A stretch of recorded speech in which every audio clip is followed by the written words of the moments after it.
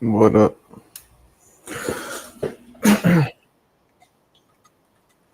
What's going on? What's cracking? What's cracking? Dwayne, what's up? JTO, good morning to you. Good morning to you. It's almost afternoon here, but I get it. What's up, Big Ray? Or Ray Big? I don't know. Saying Ray Big seems a little fruity to me. Me saying it, I'm not, you could call yourself that, but I'm not going to call another dude Ray Big. There he is, Ray Big. Like, nah. Like, what a Ray?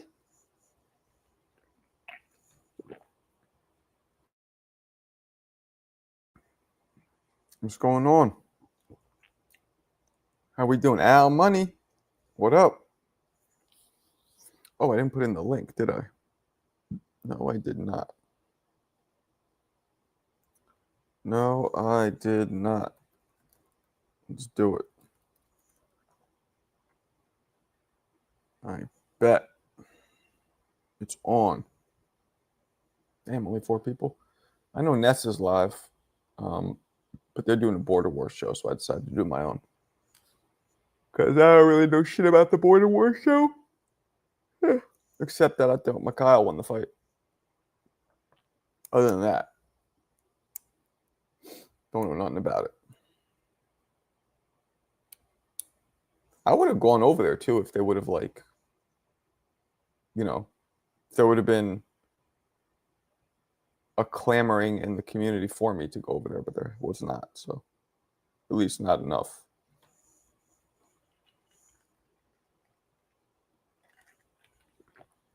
The alert go out? Looks like it did.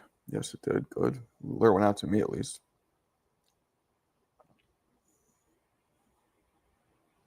All right. Waiting for people to come in. Oh, I should do the Discord. Let me do that. Let me do the Discord. Oh, Discord's popping. It's really just Yayan and CJ and Mo. That's okay. I'll take it. I'll take it. Everyone, we're live. You just got to use this Discord shit. Okay, so it's Mo, CJ, Yayan, new Burger Vitas footage. The hell is this shit? Oh, you guys are rude.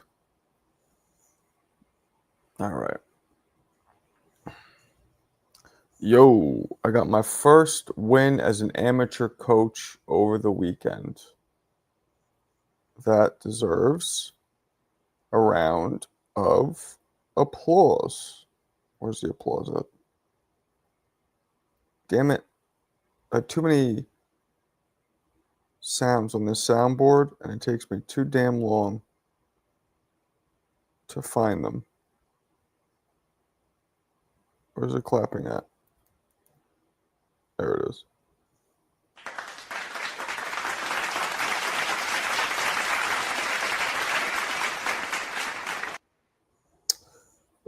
Third round stoppage and a rematch. It was fire. That's dope. Good for you.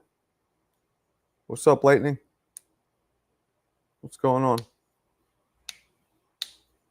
What is cracking? Oh shit, I'm tired. Up early with the kids. Oh. These kids, man. And you guys have young kids? Like 12, which isn't that young, but my daughter's 8. That's young. CJ. Marco and Darko. Marco and Darko. Okay. That's racist. You know that's racist, right? Yo, I got your message, CJ, but can you answer me? Now you got me curious. Crawford number 1, P for P. That's probably the worst list I've seen this year. Really? The worst one. You boxing guys are funny. So because the order isn't the way you think it should be, it's the worst list. No, the worst list would be people throwing in like Tank and fucking Berlanga, and like that would be a bad list. Mine might not be the order you like. I'm not even sure I like the order. But Crawford number 1 is awful to you. You're sipping on haterade. Oh, you did answer? Let me see. You have daughters the same age, so you know what it's like. Shit's a nightmare. Let me see. Oh, you did answer. Oh, okay. Okay. I feel you. I feel you though, man. You gotta keep it what's the word? Incognito. Word. What's good, Alberto? Oh, Alberto, I'm so happy you graced me with your presence. Yo, Alberto, you know what I did? I tied up Johnny, so you have to come in here. I went to Florida, got through his window, tied him up. Now he's sitting in his swivel chair, gagged, like he's not going live for a while. So you're gonna have to settle for me, Alberto. I'm sorry. Marco, you're competing against?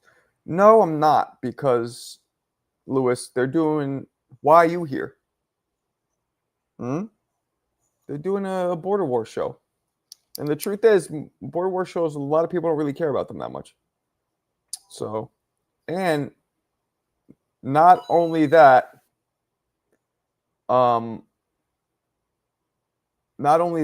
but I didn't watch Border Wars. I just watched Mikhail's fight. So it's like I can't really, there's not much I could add to the conversation. You know what I mean? So I left it alone. I did my own thing. No one's going to lay a hand on Johnny? Is that so? Okay. You got it. Fruity. I'm supporting you. You're the man. But you don't want to hear no border war shit either, do you, Lewis? Or do you? Maybe I'm wrong. Nah, I know it's fun, but I didn't watch it, so. Fucking Johnny. Fucking Johnny. Excuse me. Alberto wants to lay a hand on Johnny. Alberto does want to lay a hand on Johnny. It's raining men. Hallelujah, it's raining men. What's up, Jackie? Jackie, Alberto's talking about putting his hand around Johnny's, something about Johnny, his hands around something. I don't know. But I will say this, Jackie. It's fun to stay at the YMCA. Yeah, no, it was fun. Like, actually, some of the fights were fun. You know what I didn't like? I mean, I only watched Mikhail's fight, but then I also watched parts of Tip. I don't like how the whole fucking shit was zoomed out. You know, in boxing, they go from like a far view, then they go to the shot that's close from the waist up. This needed the waist up shots. They need to zoom in a little bit. That's all I'm saying. Player weather? All right. I'm just kidding, Alberto. You're such a fan word. Oh shit. Appreciate you, Jackie. Appreciate you. Let me hit you with the customary thank you. Thank you. Come again. Thank you. Come again. Extra crispy 20 piece. I used to get 20 pieces at McDonald's back in the day and dog the whole shit. 20 of those fake chicken, whatever. They're probably awful for you, but appreciate you, Jackie. You are a scholar, and well, you say gentleman and a scholar to men. What do you say to women? Gentlewoman and a scholar? That's kind of just weird sounding. I don't know. Appreciate you, though. Chief Fats fight's coming up. Yo, did you guys see that video of Canelo's son sparring Canelo? It's kind of dope. His son punched like Canelo. Mo, you're a channel hopper. Marco, Mo be jumping from both lives when you two are live. That's okay.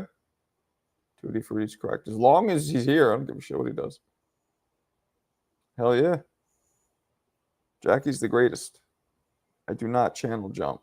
Yeah, you do. One thing about Alberto, he doesn't lie. Well, no. Let me rephrase that. He does lie about himself. No, he does lie. What am I talking about? You said people are in jail, and okay, he does lie. But I believe he probably did see you in the room, but I don't. So what? You go to a different room. I get it. You come here a lot, so I don't give a shit. You know, I'm happy that you just come in here a lot. Marco, does live stream get you a lot of watch hours? Lately I've been getting like 500 to 1,000 views per stream. And if I do 2 a day, that's 1,000, 2,000 a day. That's 30 to 70,000 views a month. I mean, it's not bad. I'm not living off of it, but it's not bad. Word. Pink slime nuggets. I don't know what that means, but that's gross. That's probably what comes out of your ass after you eat those chicken McNuggets. Jackie's dope. That's because you haven't been in here, Alberta. You've been over there with your bottle of Astroglide and Johnny. Do they still sell Astroglide? Did that just go over everybody's head? Jackie's been coming in here a lot. Jackie's been coming in more than Clarissa almost. They might have to, you know what I'm saying? For female viewer of the year, they might have to battle it out. A lady and a scholar, thank you.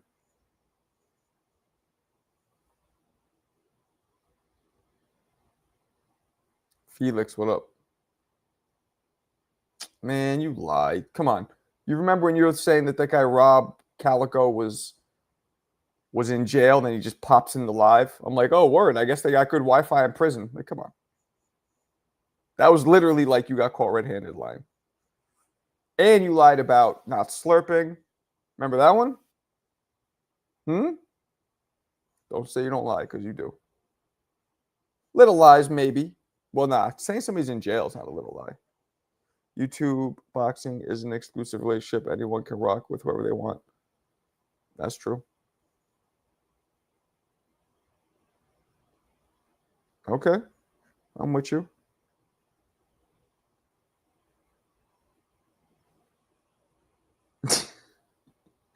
Astro, they must, right? Astroglide must still be a thing. I don't think those things just go out of business. She's stingy with the chili. Oh my goodness. I don't know what that is, Mo. Watch time hours aren't the same thing as views. Oh. Well, yeah. I don't know. I don't really check the watch time hours. They probably are. I feel like the stream this is something that'll captivate people longer, but I don't know. I still low-key think that Alberto was pulled his Wimpy Shrimpy on the line. His Wimpy Shrimpy. Oh, it's so gross if that's him. These new lubes put Astroglide to shame.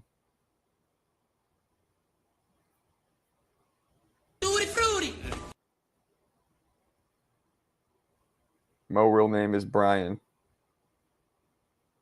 Oh, you're rude. Bro, you seen Virgil and Keith in talks allegedly? No. How do you know what Mo's name is? I know what his name is. I'm not going to confirm or deny that, but how do you know what his name is?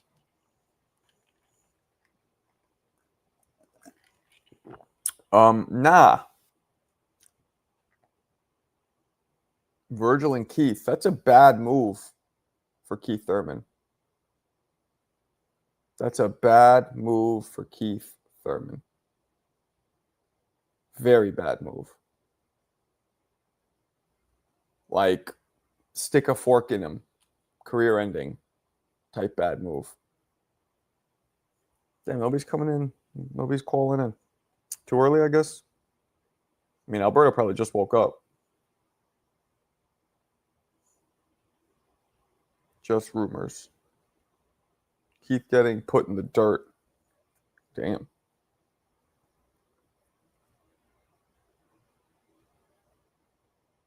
Virgil been dropped? Keith got dropped by an old man. Granted, a legend, but an old man. Like, what are we doing here? Well, finish your morning piss, Alberto, and all that, because you'd be wilding out. Mo Brains is very feel. What is this? What is this? Who the fuck is Danny the Boxing Man? Who is that? This is my problem. Now, who put that? Mo. Mo, you're a smart guy, so I'm going to give you a little bit of the benefit of the doubt. But why the fuck is some dude named Danny the Boxing Man, Dan the Boxing Man, an official source? Even if he's somebody I don't know of, and I don't know a lot of people who might be official, but we all know what official means. Who the fuck is Dan the Boxing Man?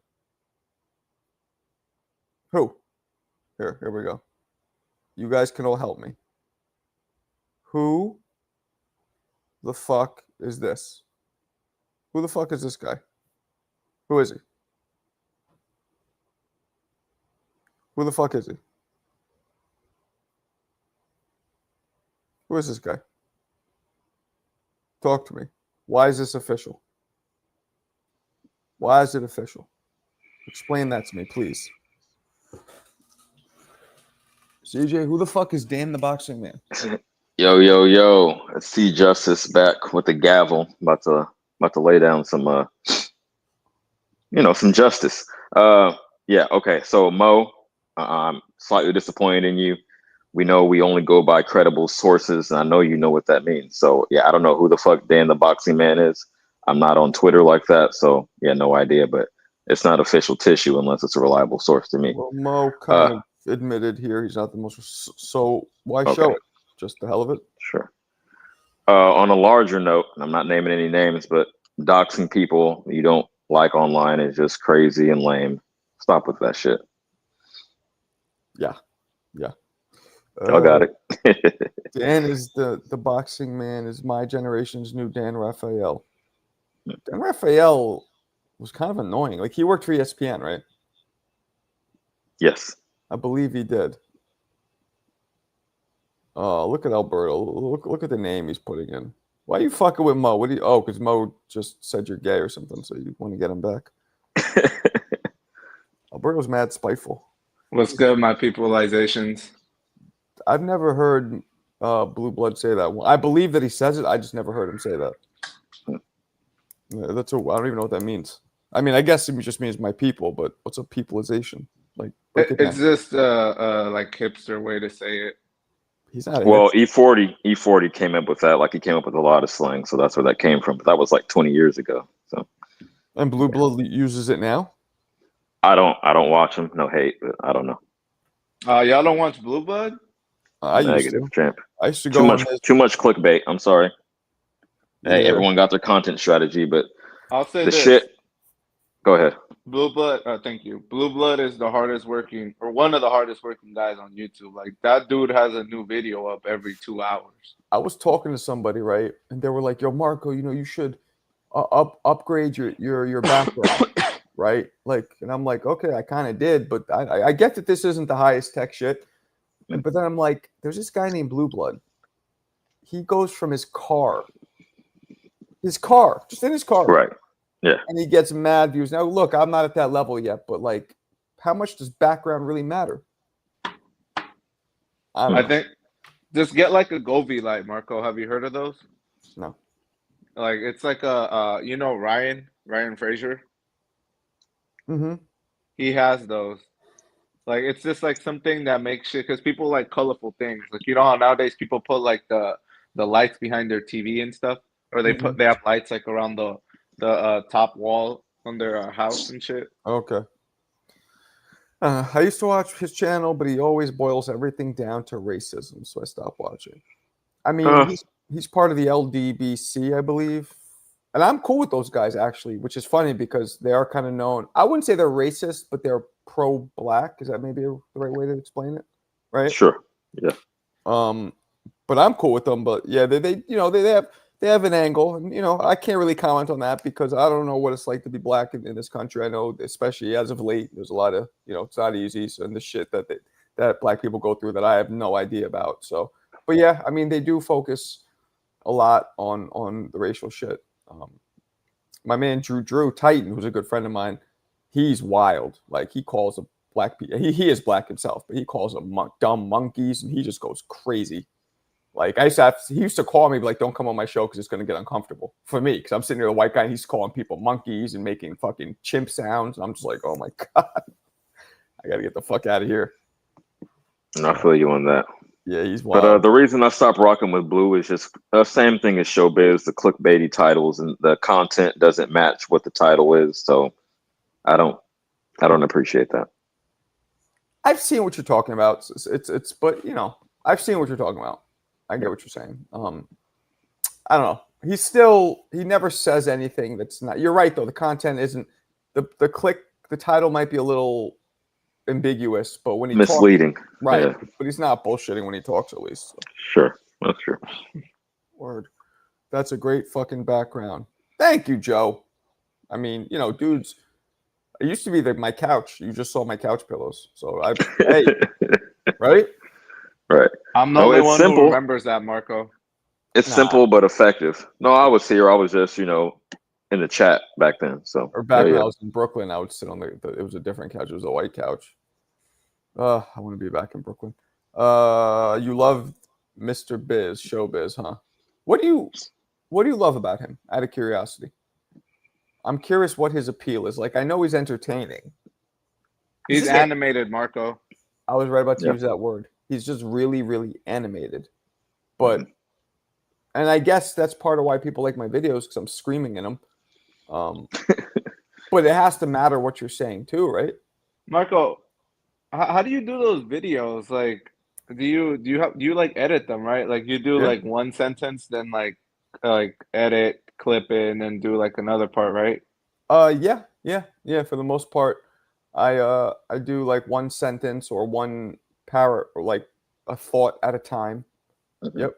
I just don't know how you do those videos, man, because on the lives you're so chill. So it's like such a like stark contrast, like seeing like the shorts. Right. Do you have to get into a mode? Like if I was like, hey, can you do a line right now? You wouldn't be able to do it, huh? Yeah, of course. It's acting. It's acting. I absolutely could. Yeah. Yeah, easy. It's just, it's like you guys have seen me get animated on here. It's not all the time. Correct. But it happens. Yeah, I could do that easy. It's in front of a camera kind of, when it's go time. Yeah, I could do that.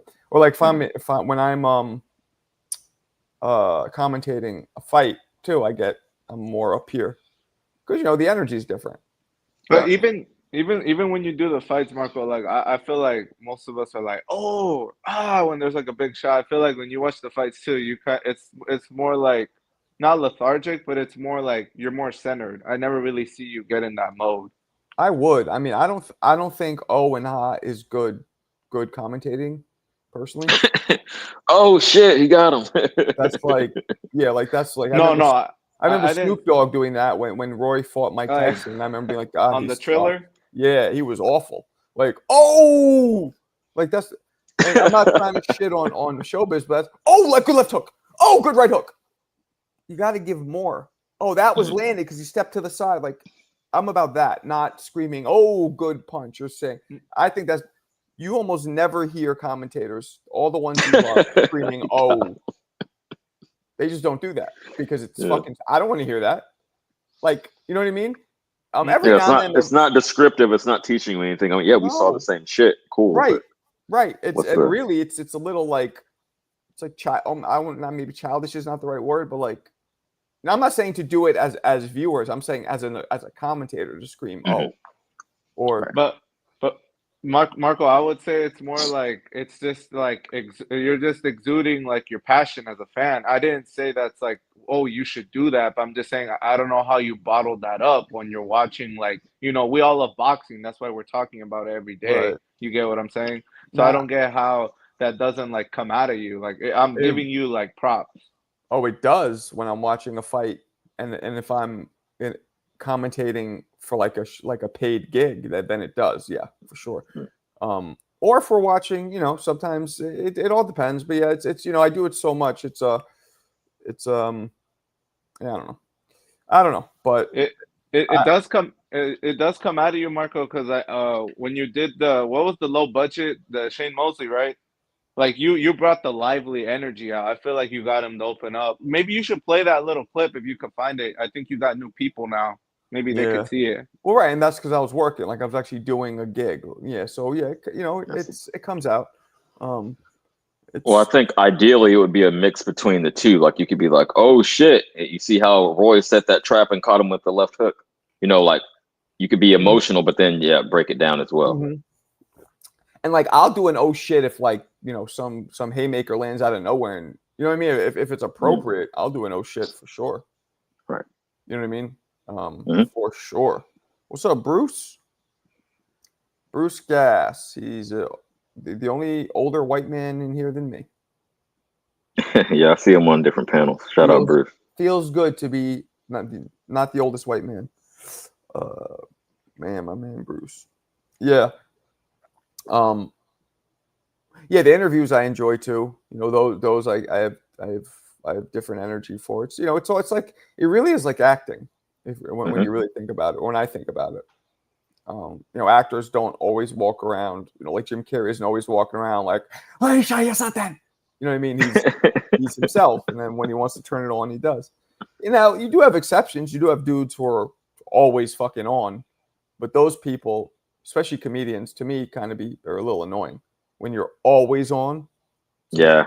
Like I heard Robin Williams was like that. No disrespect, I know he died, but R.I.P. He was always joke. Like I think it was almost like a social anxiety type thing. Yeah. Always having a joke, even when it's just like him and even like one of my friends told me a story. They were hanging out at the comedy club and Ryan, they were talking, joking. They went, and then at one point later in the night, it's just my friend and Robin at the bar, and Robin was still like, oh, nice toy. It just was like nonstop. And I remember my friend was like, God, it actually got annoying.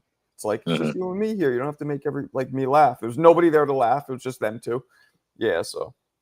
Well, no disrespect to the dead R.I.P. He was a great comedian and comedic actor. But yeah, I heard some of those type of things after he passed. Like immediately after that, he always felt he had to perform, like constantly performing, for that acceptance. Yeah.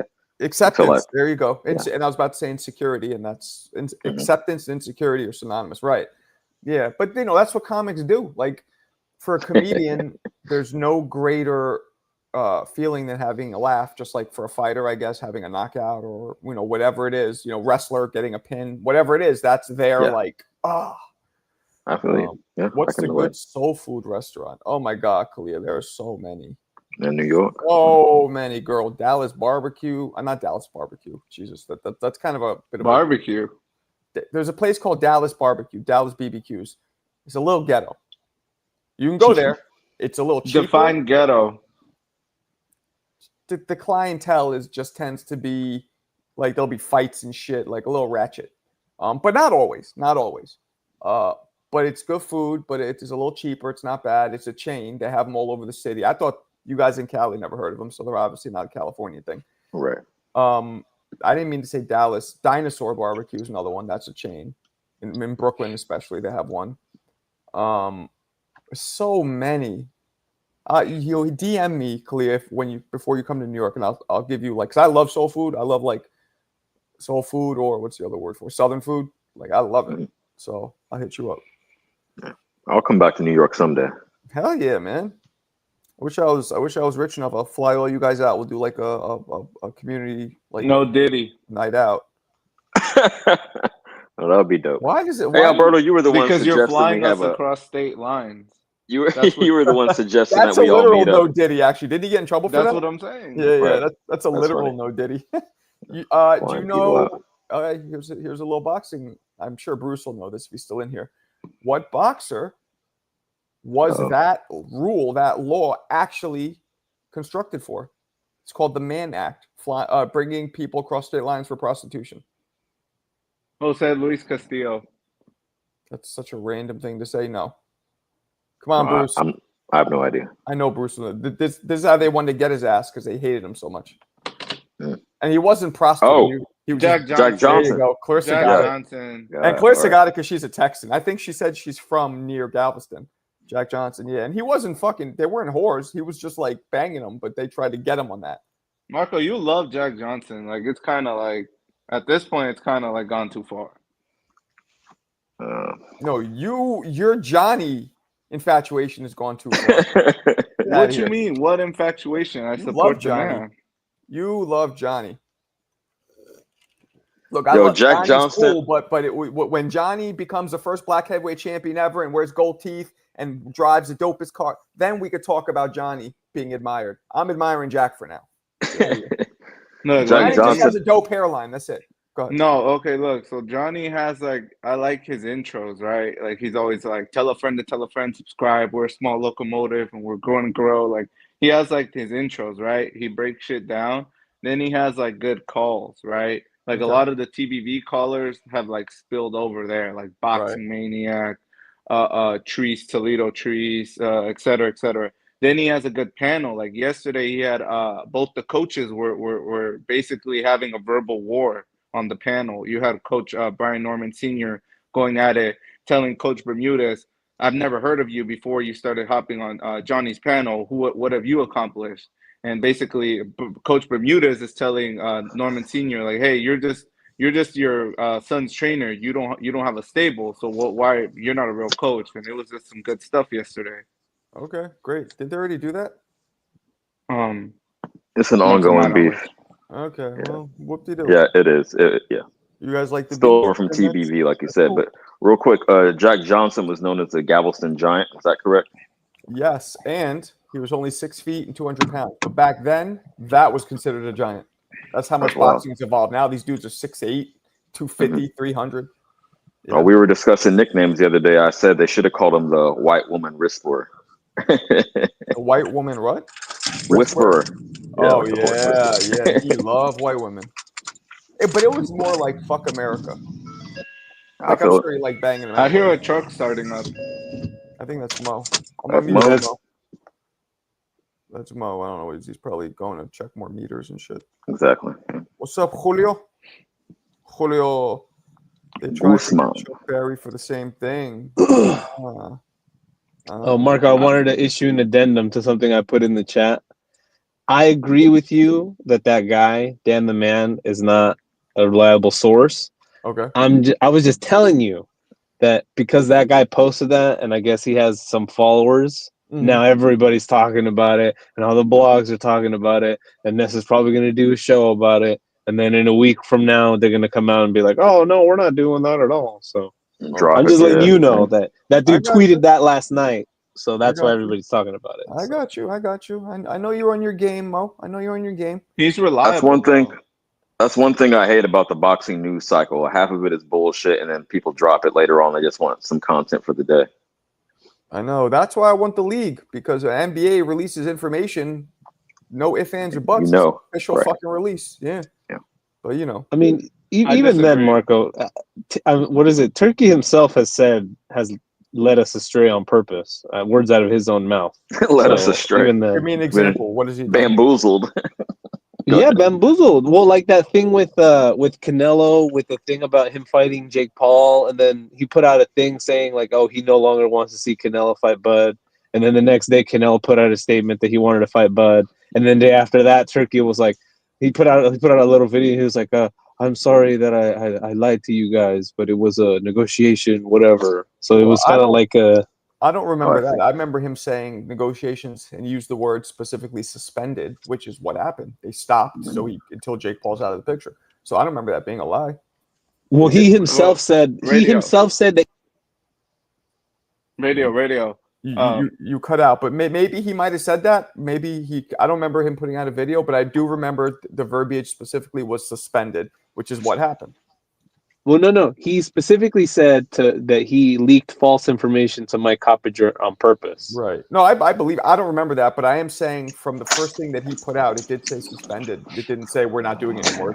It said talks have been suspended because whatever. Yeah, but yeah, Mo, maybe. you said he did that as a ploy, as a negotiation tactic. Is that what you're getting to? Well, he said as much, basically. Okay, well, I didn't see that, so I'm And just you trying know, to clarify. if we have a league in structure, maybe those things won't be necessary. Like we're talking about what he's doing in today's boxing structure, which is still all fucked up. But That's you're true. right. You're right too, though. It could still be shitty. Who knows? I think you guys are misconstruing. Basically, like the boxing man. I don't know if you didn't read my comment earlier, Marco. I said he's like my generation's Dan Raphael. I Oh, did he read that. it. I read that, and I said I never liked Dan Raphael. But go ahead. So he's just reporting then because he has inside sources now. Like he's kind of like everyone's go-to for like highlights and news. So like people go to him and tell him shit. So he's just reporting what he has. It's not like he's just, sitting at home thinking about, oh, I'm gonna start this rumor that Keith Thurman is gonna fight Virgil Ortiz. He's just reporting what he gets. So I disagree with Brian. I don't think it's just like false. Hey, Chet. Come on, dude. It's not Amy's Ruth's. It's Ruth's Chris, I believe you're talking about, and that shit is mad expensive. But if you got that cash, Clea, go to. But it's. I wouldn't suggest that, not only because it's expensive, but it's like kind of fucking uptight. But it's called Ruth's Chris. I believe that's what you're talking about, Chet. The steakhouse? Yeah, you guys have those in Cali? Yeah. Yes. Okay. Well, those are chains. Those are everywhere. Okay, but those are fucking mad. I guess I never think of chains to be like high upper end. Hey, Alberto. Yeah, like Ruth's Chris, Capitol Grill. Mm-hmm. That's a chain. If Khalia's looking for a good steakhouse and you're in Brooklyn, if you're gonna do that, you might as well go to like Peter Luger's or something like that. No, she Wants wants something exclusive to No, she wants soul food, not a steakhouse. Soul food. There's a bunch. Like I said, hit me up when you're on your way, and I'll and tell me where you're staying, so I'll tell you to go to some places close by. Yo, Alberto, real quick. I go, and I appreciate you pretty much do the same thing, but I go out of my way not to address you directly whenever possible. But I'm gonna say this: even if you know someone's government name, don't do that. I mean, you can just call me Mo. I mean, I don't know. It's just a I don't see what the pseudonym. issue with this. You can just call me Mo. It's not that big a deal. I don't know. You prefer Mo? I would prefer it just because just so that it doesn't confuse everybody. That is the name he uses on here. I think Mo. we all prefer the name we use on here. That's why we have him, right? Does anybody call you Mo in real life? Mo, like your friends? No. This is just a pseudonym that I came up with. It's a long story, but I just think it's funny. So okay. I think it's very funny and clever, and it's something that I've used for a very long time. So only people that I've met online call me that. So I prefer that. I would prefer that. Okay. I would prefer you guys call me Big Daddy Stack Money. Well, on the other end, people do call me CJ in real life. Anyone I met in the 80s or 90s still calls me CJ, but they call me by my real name now. Your initials are your first and second name, right? First and middle name, or no? Somewhat. That's close enough. I don't want to go too far into it. That's close. Okay. What did I say your name was that time? It was funny. I forgot what I said. I said something funny. Do you remember? I don't recall. No. I made something up. It was pretty funny. I think you said Chris. No. I made up something stupid like Gandalf or what did I say? I said something. I forgot what it was. Anyway, why are you saying coffee? Oh, Jackie, I make you want to drink coffee, don't I? Every time I sip it, she's like, Oh, Marco, I was gonna tell you that too, because the other day when I was on your panel, you said that the espresso has less caffeine, right? It does not. So basically, what the machines of coffee do, it has more ounces, right? So you think it has more coffee, but no, it's still using the same amount of like coffee grind. So your espresso, in theory, is less ounces, but it's more concentrated. So you're still consuming. It's not more concentrated. That's what I'm trying to tell you. It's a coffee. They're both coffee beans. One is just burnt. The espresso is roasted a little longer, which does not make it more concentrated. It just burns it. That's why it's more bitter. It's the same fucking amount. Like what pods are you using? What capsules are you using? I mean, this is an espresso, but it's all the same shit. Coffee is coffee, and if you have a full cup, you're getting a full cup of coffee. Whereas if you have a couple shots, you're getting a lot less. They have the same concentration per capita per fucking ounce. Yeah. Just cup of coffee is always a full cup with a little splash of milk, whereas espresso is a little bit of coffee with a lot of milk. What pods are you using though? I use Nespresso now, but like I'll do Starbucks, whatever it is. I use Nespresso though. Little ones. Okay, I'm gonna look it up. No, I'm telling you, it is. It is. It is. And I know because if I drink a full cup of coffee, I might feel jittery, but if I just have shots, I don't because it's not a lot. I That's see. why, like I do drink a lot of espresso, but like throughout the day, it probably equals one full cup of coffee. You know what I mean? I know. Go ahead. I know a little about a lot, but coffee is not my area of expertise, so I'll defer to y'all on that one. Yeah. No, I love coffee. I love coffee. I used to not drink coffee or beer, and then when I met Tia, she got me drinking coffee and beer. Bad influence. When I drank espresso, I would put a shot of Sambuca. Ooh, okay. What is Sambuca? It's a liqueur. It's like a licorice flavored liqueur. Interesting. It's like an after dinner kind of thing. Okay. A lot of people will put a coffee bean in it for a garnish for some reason because I think it goes good with coffee. Interesting. 40 days until Canelo beats Bud. Well, Dwayne, I unfortunately He's moved not. to piece of shit Connecticut, but so I'm not in New York City right now, but I will be. 41 days until Inoue versus MJ. MJ. Who's he fighting? Is that the same week? He's fighting on a Sunday then? If it's 40 and 41 days? Who's he? Correct. He's fighting on a Sunday after Bud and Crawford. You know he's fucking fighting. I gotta look this up now. MJ. I've heard of MJ. MJ is a matchroom fighter. Oh, Akamadiev. Right. One loss. Is he a hard puncher? He is. Wow, this guy looks Mexican if I've ever seen. He looks Hispanic, this guy. At least in this picture. He lost to Marlon Tapales. Split decision. Nah, he looks more Samoan, Marco. This picture I'm looking at, you telling me, I mean, he has unbelievably crazy eyes. You don't think that looks Hispanic to you? Mexican? No? I'm just being racist? Yeah, That's it a looks more little Mexican racist. to me. That looks mad Mexican. Look how It crazy doesn't his look eyes are. Samoan. That's not a Samoan build. What you think, Mo? You're Mexican. Doesn't he look Mexican, this guy? I grew up around a lot of Samoans. That does not look Samoan to me. He does look a little Mexican. It's just that the brow ridge makes him look less Mexican. Right. But other than that, yeah, I could see that. He could pass for Mexican. He kind of got he kind of got a little bit of the Edgar cut going He there. doesn't look Uzbeki. Yeah. Like Uzbekis usually have that hint of like Asian in them, like Chinese blood. He does not look Uzbeki to me. But nonetheless, he is a 79%, let's say, knockout percentage. He's lost only to this guy, who I've never heard of. Have you? Marlon Oh, Tapales? come on, Marco. Okay. Tabales, he's like a legend at those lower weights. Okay. You guys, have you heard of him, CJ? Yes, in passing, but I've never seen him. But I have heard of him. Mo, you know who he is? So Tapales and MJ, if I recall correctly, were supposed to fight an eliminator to get an Inoue fight, and everybody thought MJ was going to win. Tapales won, and then he fought Inoue, and Inoue knocked Tapales out. So I don't know what triangle theories abound, but Sure. See, I don't know any of these. I'm looking through his resume right now. I don't know any of these fucking guys. Wait, who's that? Zarada? Nope, I don't know any of these guys. But I mean, he's heavily touted just because he's a good puncher, and people want to see Inoue lose. So yeah, expect Fight Sport Talk to be in here talking about that guy, or Mick. That not Fight Sport Talk, not Pot Steering J. Mick will probably be in here and be like, "Oh, he's going to destroy Inoue." Mick's out of control.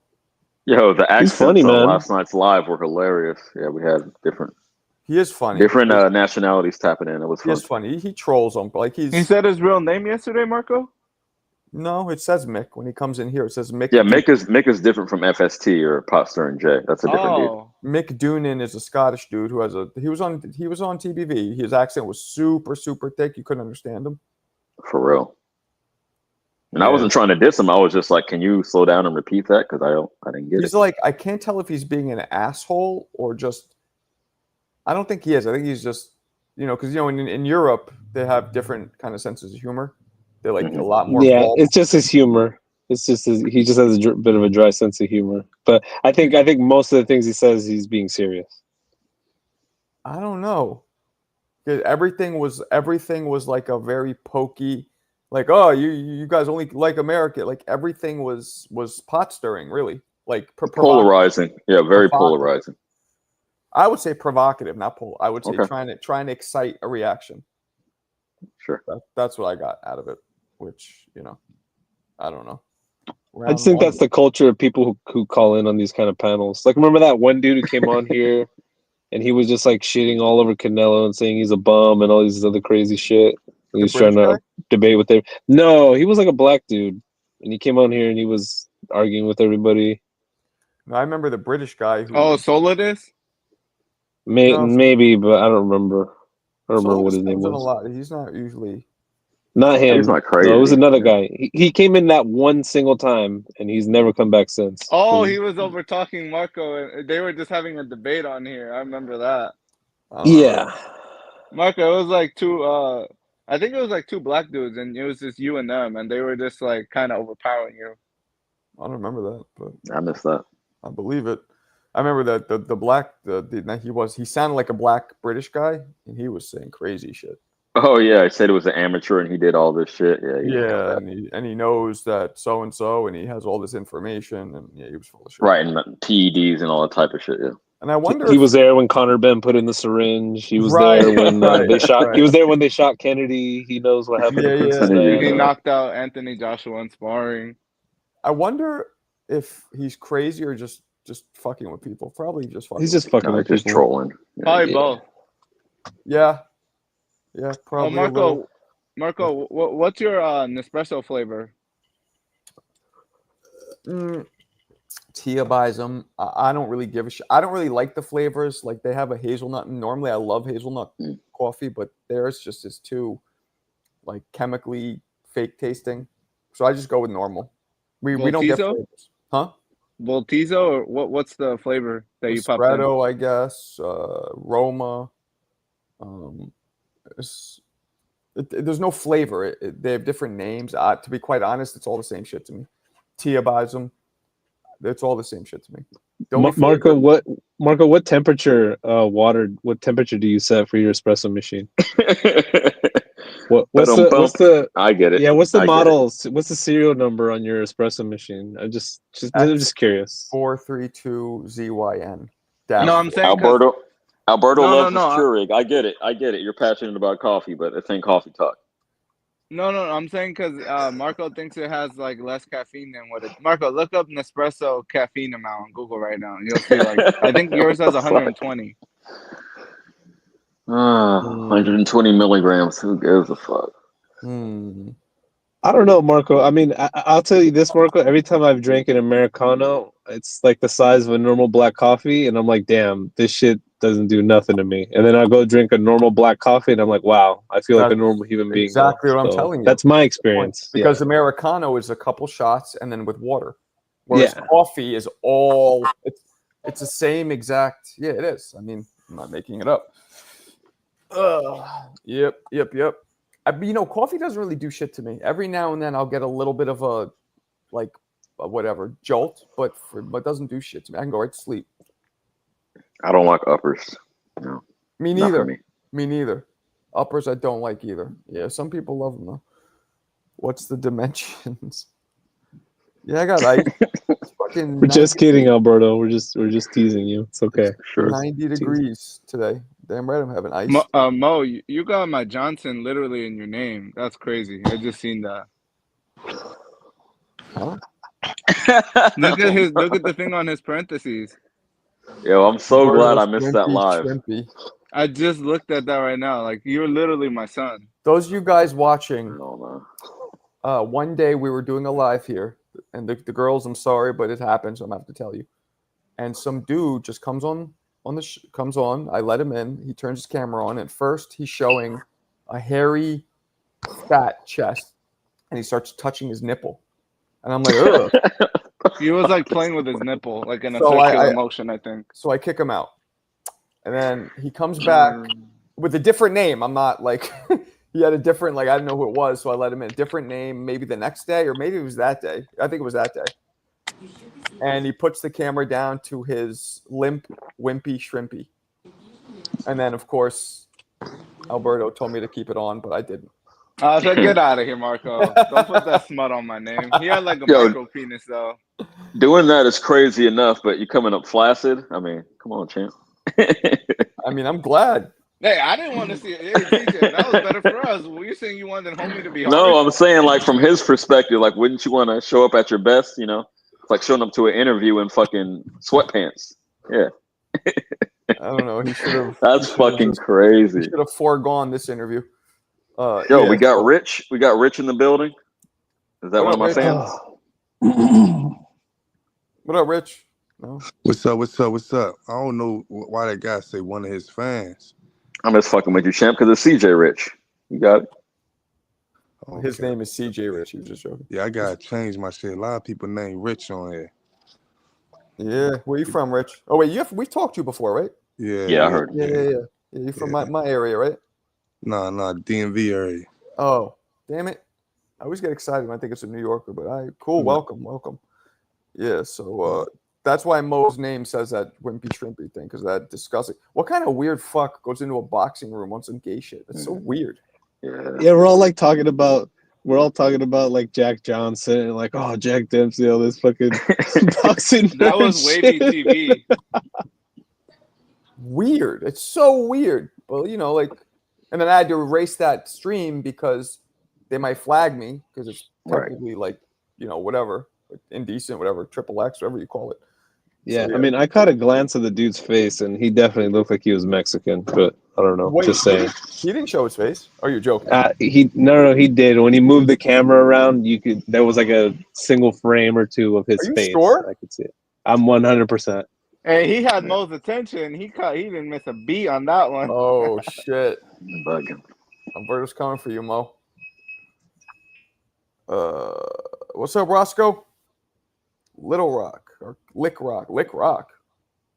I'm assuming they're supposed to write Lil. Yeah, Little Rock. Yo, real quick. You should pump the raffle and pump the Discord. Promote the channel. Promote your shit. Well, the Discord is there. I should put the link, right? Exactly. Yeah, I'm so bad at this shit. Now, is there see, this is how fucking, oh my God. I'm going in here and I see CJ's. I don't even know how to copy. Broner. You did your Adrian Broner dance where you're showing the gift. Yeah, that's just funny. Yeah, how do I don't even know how to copy the link to the Discord. Y'all got it, man. I don't know. I don't even know either. I think this might be it. Marco, What's up? can you screen share the Discord so we could kind of see what it looks like? Because I've never been in the Discord. It's a good idea. I just started getting used to it. All right, so there it is. This is let me see if it'll go again. Yeah, so Discord looks like, is this what you guys see, or this is just what I see as a like? You're on the laptop, huh? You're on the laptop. Is this how you see it when you go in, or you guys see? No, that GIF or GIF, however you want to pronounce it, is moving. So not quite. It was moving. Yeah, Okay. Yeah, see, now it's moving again. There it is. Yeah. Okay. Yeah. But yeah, basically, yeah, that's how I see it on my phone. This fucking guy. Look how skinny he is. That was right before Maidana. That was his pull up to the Maidana fight. So Marco, go to the top right or the top left corner where it says Marco Boxing Club, and you see that little carrot. Click on that, and it says invite people. Click on that carrot. You just had it. You just pulled it down. Yeah, you just had it. Yeah. That's called. So you see where it says?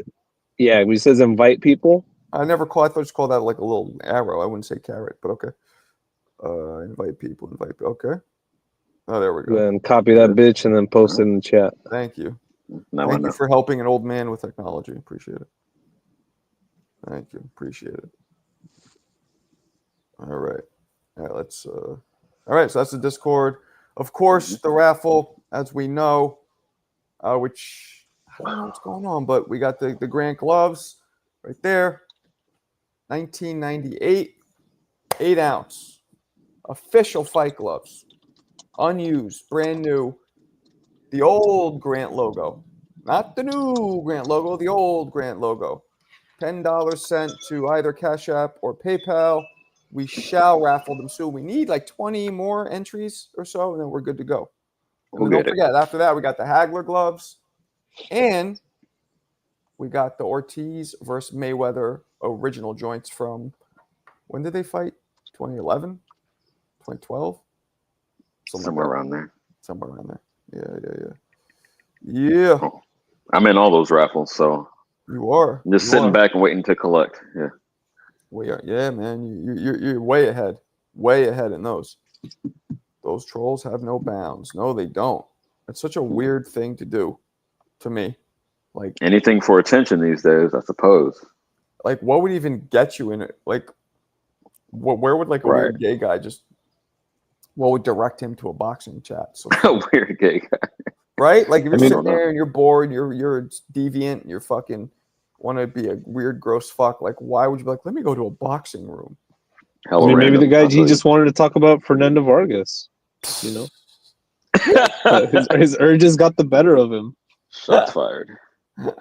David Benavidez is scheduled to defend WC lightweight heavyweight title against Anthony Yarde. He is. His proclivities. Saeed, Yeah. who's gonna win? Let's see where your head's at. Who's gonna win that one? Well, I got Benavidez by a late stoppage. Who doesn't? Sure. Anybody in But here hey, does? it's a good name. It's a great name to build out his resume while Bivol and Better Be ever finishing their business. So that's cool. That's funny. Clarissa is clever. Yeah.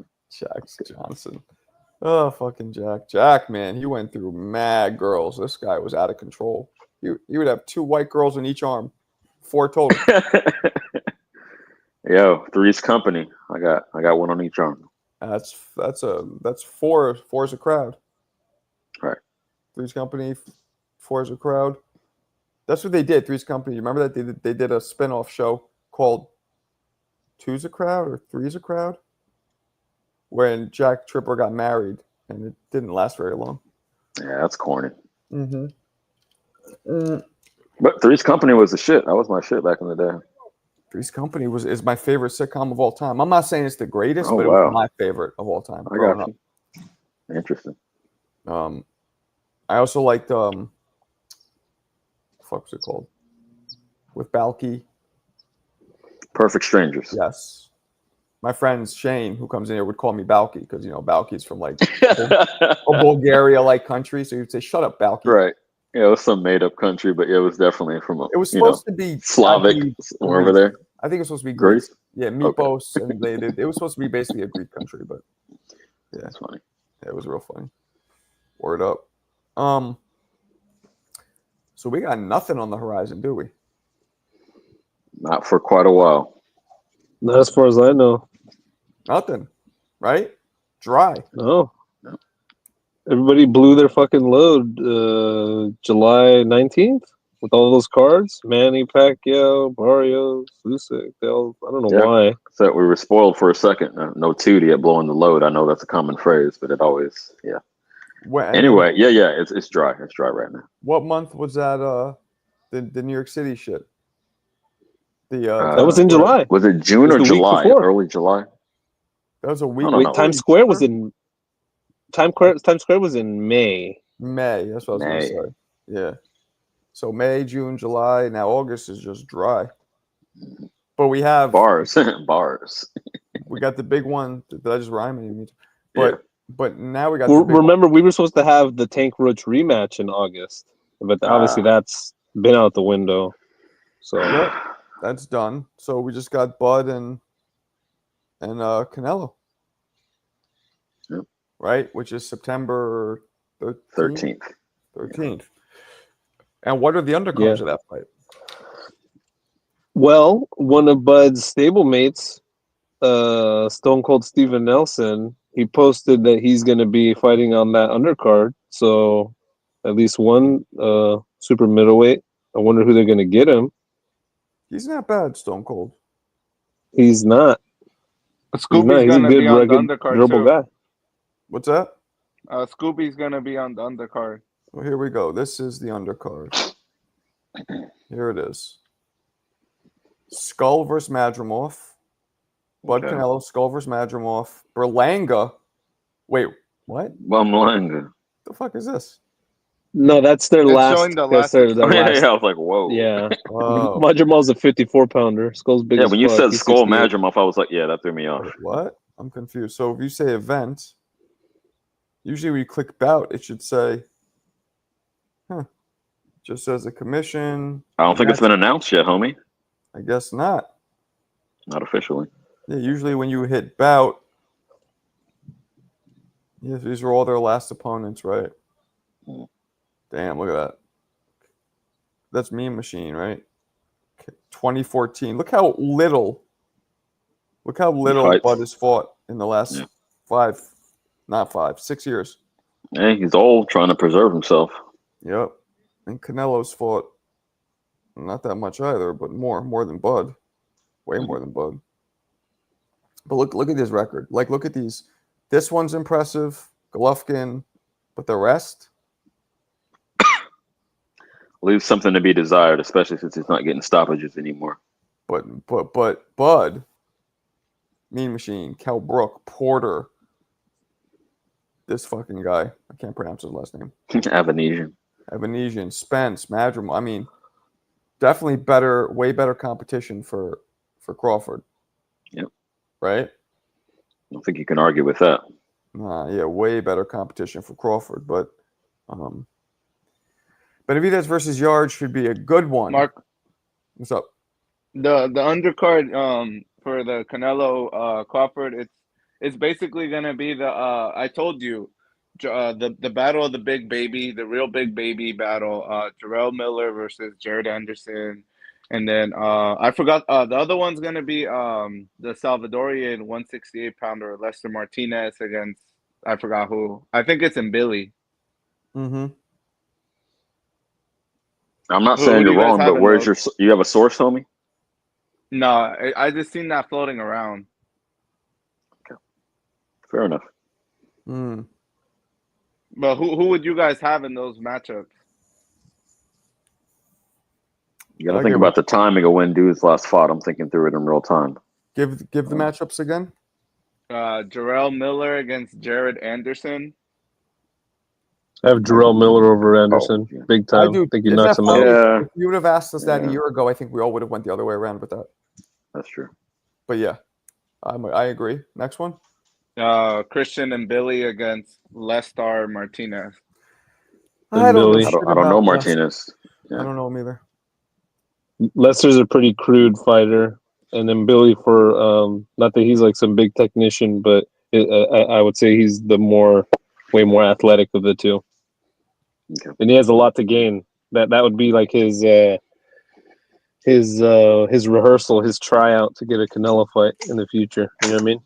I think. Mo, I got a quick matchups. question, Mo. I got a question for Mo. What's you up? started. Well, two questions, a question and a follow-up, just to confirm that I know I got my information accurate. You started watching boxing during COVID. Is that correct? No. So I mean, I've been watching boxing my whole life, but during COVID, as you can imagine, well, you were around during COVID. Everything was closed down. You can't go to the bar. You can't go to the movies. You can't do fucking anything, right? And there's only so many fucking TV shows you can watch. So I was like, damn, you know what? Let me dust off these old HBO tapes. You know what I mean? And I just started watching all that old shit, like all of that old shit, like all that stuff that we talk about from the 60s, 70s, 80s. I just started watching all that stuff and studying film and just learning more, you know. But I mean, when I was a little kid, I grew up watching boxing. I loved Wednesday night fights, Friday night fights. That's why I have a soft spot for Teddy Atlas, because I remember watching him as a kid. You know what I mean?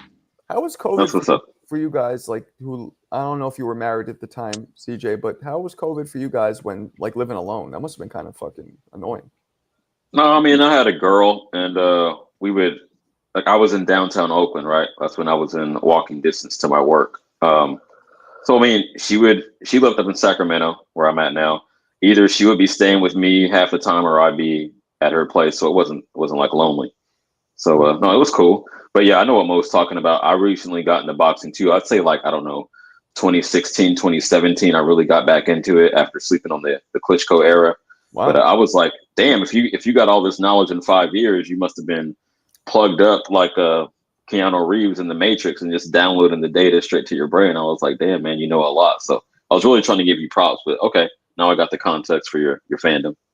Wow, yeah. But like, I'll give you an example. Like when I was a kid, I was just kind of like a casual, like, oh, you know, that's so cool. I wasn't like talking about like, oh, left hooks, he should do this and that. You know what I mean? I was just a kid, and then I remember being, I don't know, maybe a teenager, and watching Manny versus Floyd. And I was like, damn, boxing fucking sucks now. And then I was just like, well, I guess boxing sucks now. And then I just didn't watch for years because, boxing sucks now.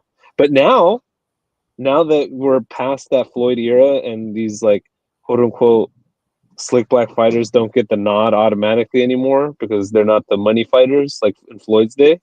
We get fair decisions like the Duarte Sims fight. Sometimes the puncher wins, guys. That's just what happens. It's not a robbery just because the guy you like lost. Now I think it's way more competitive because the politics and the money have changed. The tide has shifted. Oh, But, Vegas said you're a fucking idiot, but I respect it. Yeah, I mean, I don't know, dude. When Vega called us all fucking idiots because we thought Duarte won.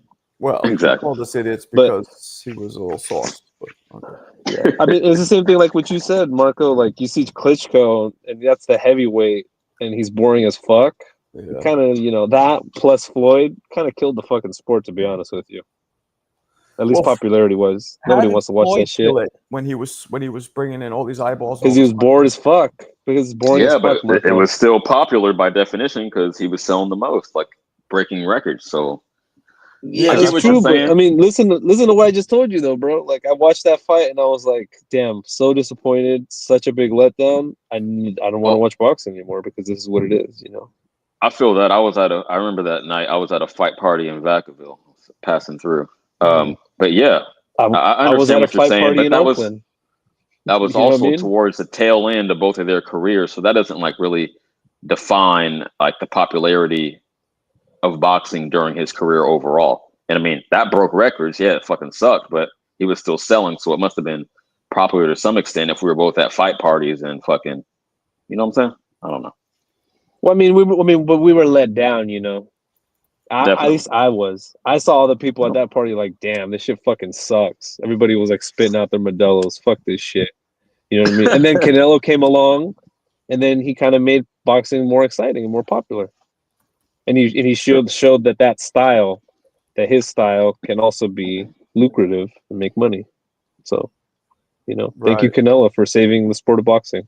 Yo, well, he's about to have a fall from grace, September 13th.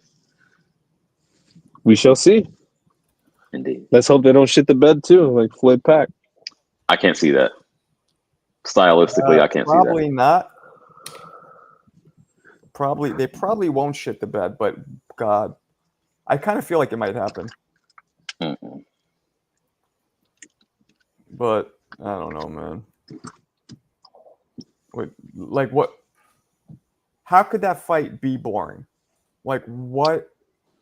There's no dynamic. There's no dynamic within which. If it's... Go ahead, CJ.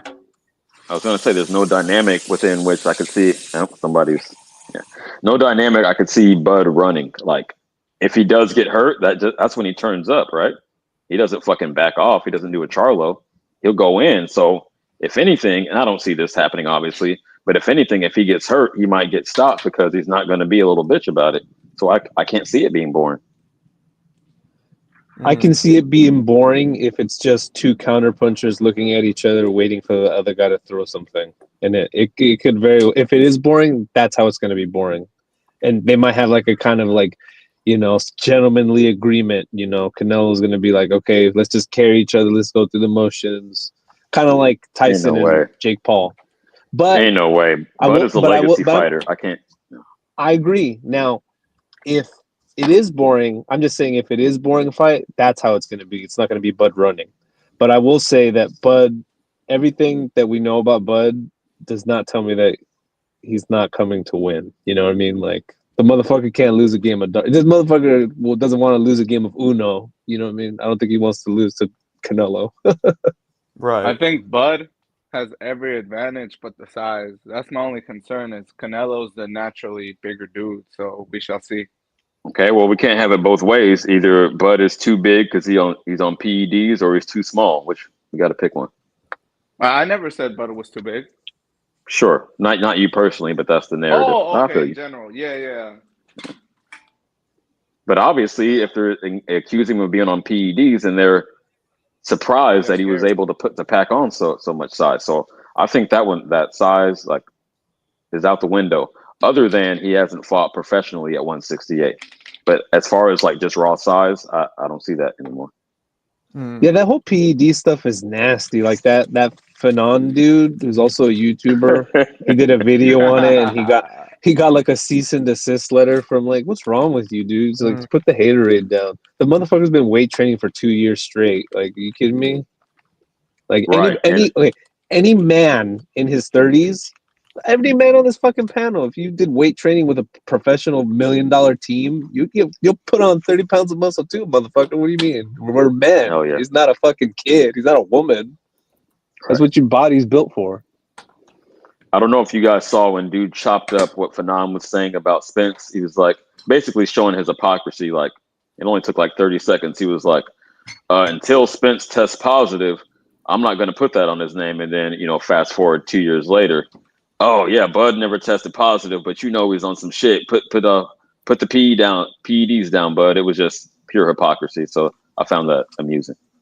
Yeah, the irony that he uses a negative PED test to justify that he might be on PEDs, that's so funny. Like such a blatant hater. I heard Boxing Ego was doing the same shit, but I haven't been watching him. I never watch him. He's from the Bay, but he's not always a stand-up He's dude. from the Bay? Boxing Eagles from the Bay? Yes, he is. Really? You guys watch That's one of the reasons I used to rock with him, but then, it's always some extra sauce on it, Sensationalism, like tabloid shit. Yeah, I don't watch him at all. I don't even know. Is he liked or does he like stir the pot? A little of both. He has his loyal followers, but his content strategy is definitely to stir the pot, I would say. Okay. Yeah, a lot of people stir pots, right? Right? Yo, we got someone new in the building? No, that's Oval Office. Oh, okay. He just switches up his names for some Debo reason. Jenkins, huh? All right. Knock it off, Marco. Well, it's true. This is Oval, isn't it? Is it not? The one and only. There we go. Bud needs to move. You the Why man. give us bigger weight division man advantage in front of them? Yep. Yeah, move. Is a fan Moving move. is not equivalent to running. Just using your mobility to create favorable situations. Right. So the difference between the difference between running and moving, I don't know who the fuck's washing their car, but I'm gonna have to mute that. The difference between running and moving is when you're moving, you're still usually within punching range. Right? That's the difference, I believe. Moving is almost always switching angles, but staying out of punching range. That was Alberto. Fucking. Yeah, like what Sims was doing, that's boxing. That's beautiful boxing. He was boxing beautifully. He was like running or Tom and Jerry or whatever. He was I don't doing even great. think he was moving though, Mo. He was standing right in front of him in the Not pocket. enough. He wasn't moving enough. And I'm not saying it was good boxing, but I'm talking about moving is like what Purnell did, or I'm trying to think of somebody who moves really well. I mean, I would say Roy, but obviously I always say that. I'm trying to think of a present day fighter who moves a lot. Well, Sugar Daddy. who the fuck moves a lot? What's that? I mean, I'll tell you one thing. Inoue moves really well. Shakur? He'll be in and out of range. Shakur, yes. Shakur moves. Now, he did have that one fight against what's-his-face where he was running. Yeah, De Los Santos. But that's an anomaly, right? And the Right. hand and all the shit. Right. So But for the most part, yeah, Shakur moves. Usyk moves very well. That's a good There example. it is. Yeah. Whereas running is, what Charlo did against Canelo. And fucking skull to even higher degree. Yeah, crazy. Alberto's making his coffee and his Keurig. That's why the water's He doesn't running. call it a coffee. No? No, he calls yeah. He calls it a coffee. Hold on. Terrible Cali accent. Marco, guys, that's what I was like trying to allude to earlier. Like on my machine, you know, like the Keurig cups, Marco, for, like the coffee. So like on my brewer, I can make it a 4 ounce, 6 ounce, 8 ounce, 10 ounce, or 12 ounce. So it's still the same amount of caffeine. I can just choose if I want it more watery or not. That's what I'm saying. You're getting the Nespresso has the same amount of caffeine. You're just consuming it like with more milk. Oh, I don't know what the fuck you're talking about. You keep trying to act like coffee has less caffeine than espresso, and I'm trying to explain to you it's just about how do I explain this? You're a math guy, CJ. Put it in ChatGPT. It's about serving sizes. That's Sure. the best way to explain it. Coffee is always a way bigger serving size. Yeah. Espresso is always a smaller serving size. So But maybe they- it's. I think Marco was trying to say it's the same per Pound for volume, but pound, they have- the volume right. of the espresso is so much smaller that pound it's for pound, they have- inherently less. Yeah. Pound for pound, they have the same amount of caffeine, pound for pound. Yeah. But people always drink way more coffee. There you go. And with espresso, it's way less. That's what you get what I'm trying to say? I thought I was explaining that correctly before. No, you got it. I mean, again, I'm not the coffee expert, but I think I translated that well. It's like, yeah, per volume. And the reason why espresso tastes stronger is because it's a burnt bean. They burn it. And that anything burnt, as you know, has that like burnt flavor, which tastes like bitter and strong. Or you can drink a red eye. Oh, what? A red eye. What's that? Like a red eye Oh, I flight? know what that is. That's the a coffee reference? with a shot inside of it. Yeah, that's Yeah. wild. Yeah. Yeah, it's like a Boilermaker reverse. Yeah. Oh, It's, shit. it's a cup of coffee and they just pour a shot inside of it. That's We wild. do that too. We That's put like a shot of tequila. No, a shot of espresso. Ugh. That sounds terrible. It's called red eye because if you leave LA to New York, it's called catching the sun in an early flight. So it's based off that. The red eye is gonna pop you up. It's gonna get you there. Yeah, red eye flight. I feel you. You got the reference.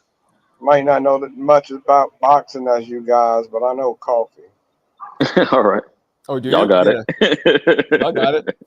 And I know Canelo gonna knock your boy out in 5. Let's go. Hey, you know what I'm going to say? Put a rack on it. Put nothing on it. Nobody gave Exactly. Sugar Ray a chance against Hagler, but what did Sugar Ray do to Hagler? You fucking lost. That's what he did. No, he didn't. On my card. On Marco's card, too.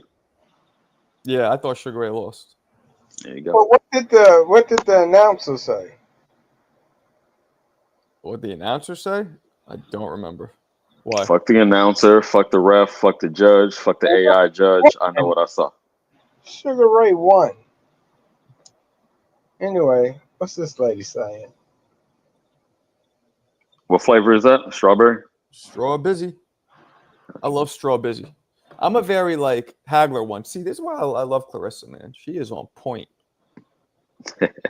No, she's on point. I don't that's even real. know if I've ever met. This is gonna be mad misogynistic, but a female that has those kind of Jackie too, actually. But they're on point. They got real good. Yeah, but there's so few females in the YouTube boxing community. You know what I mean? I think females will stay out of boxing. Oh no, let's not do No, that. no, We got I two wouldn't say great that. ones in here right now. Yeah, Hagler man. got robbed. All right, Bulbous. Why does he make me say Bulbous Sack? Bulbous sack is wild.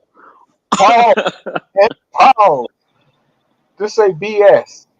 Oh, Okay. yeah, BS. There you go. Your brothers and fathers raised you on. I could tell. Where'd you get that sarcasm from, though? Where'd that come Same, from? being raised around men, she has a man's sense of humor. Like she's like real witty with it. You know, so shout out to them. She's Shout out to her. funny, man. I hope she don't pee like a man. Yeah. Good Lord. Look, No disses to the he's few ladies in the community. We can't do that, champ. he's damn near 60, so you got to give him a pass, everybody. He's old Oh, I school. see. Oh, you are 60, right? Aren't you 61 or some shit? I was messing with you, man. I'm 51. You're 51. Oh, okay. I was about to say when you came on, I'm like, you look good for 60. Oh, What's up, Jesus? What's up, Jesus? Well, that was a low blow. I don't know what he's on. I grew up riding bikes and skateboards with my brothers. Tomboy. Yeah. I mean, I was the only child, so nothing over here. But so we were going back to Hagler. We watched it recently, and I really believe Hagler's inside fighting. Those of you should watch that fight again. Hagler's inside fighting, because what Ray would do was up and then hold, and Hagler, you see, would be hitting with a lot of uppercuts and inside shots during the holding, and I think that mixed with him putting his foot on the gas and chasing Ray made him win the fight. It was super close though. The first 4 rounds, Ray got it easy. I remember being like, "This is gonna be a blowout," and then Ray stopped having that. You can only run and do that for so long against somebody who's like a fucking Terminator machine coming at you. He's not stopping. You know what I mean? And then Ray got tired, and it was just not effective. He couldn't keep. He got gassed. You know, a mix of Hagler's pressure, and Hagler was landing shots too. It's not like, you know. Right. Bruce, you had Hagler winning. So that proves that, you know, Ray was a smarter boxer that fight.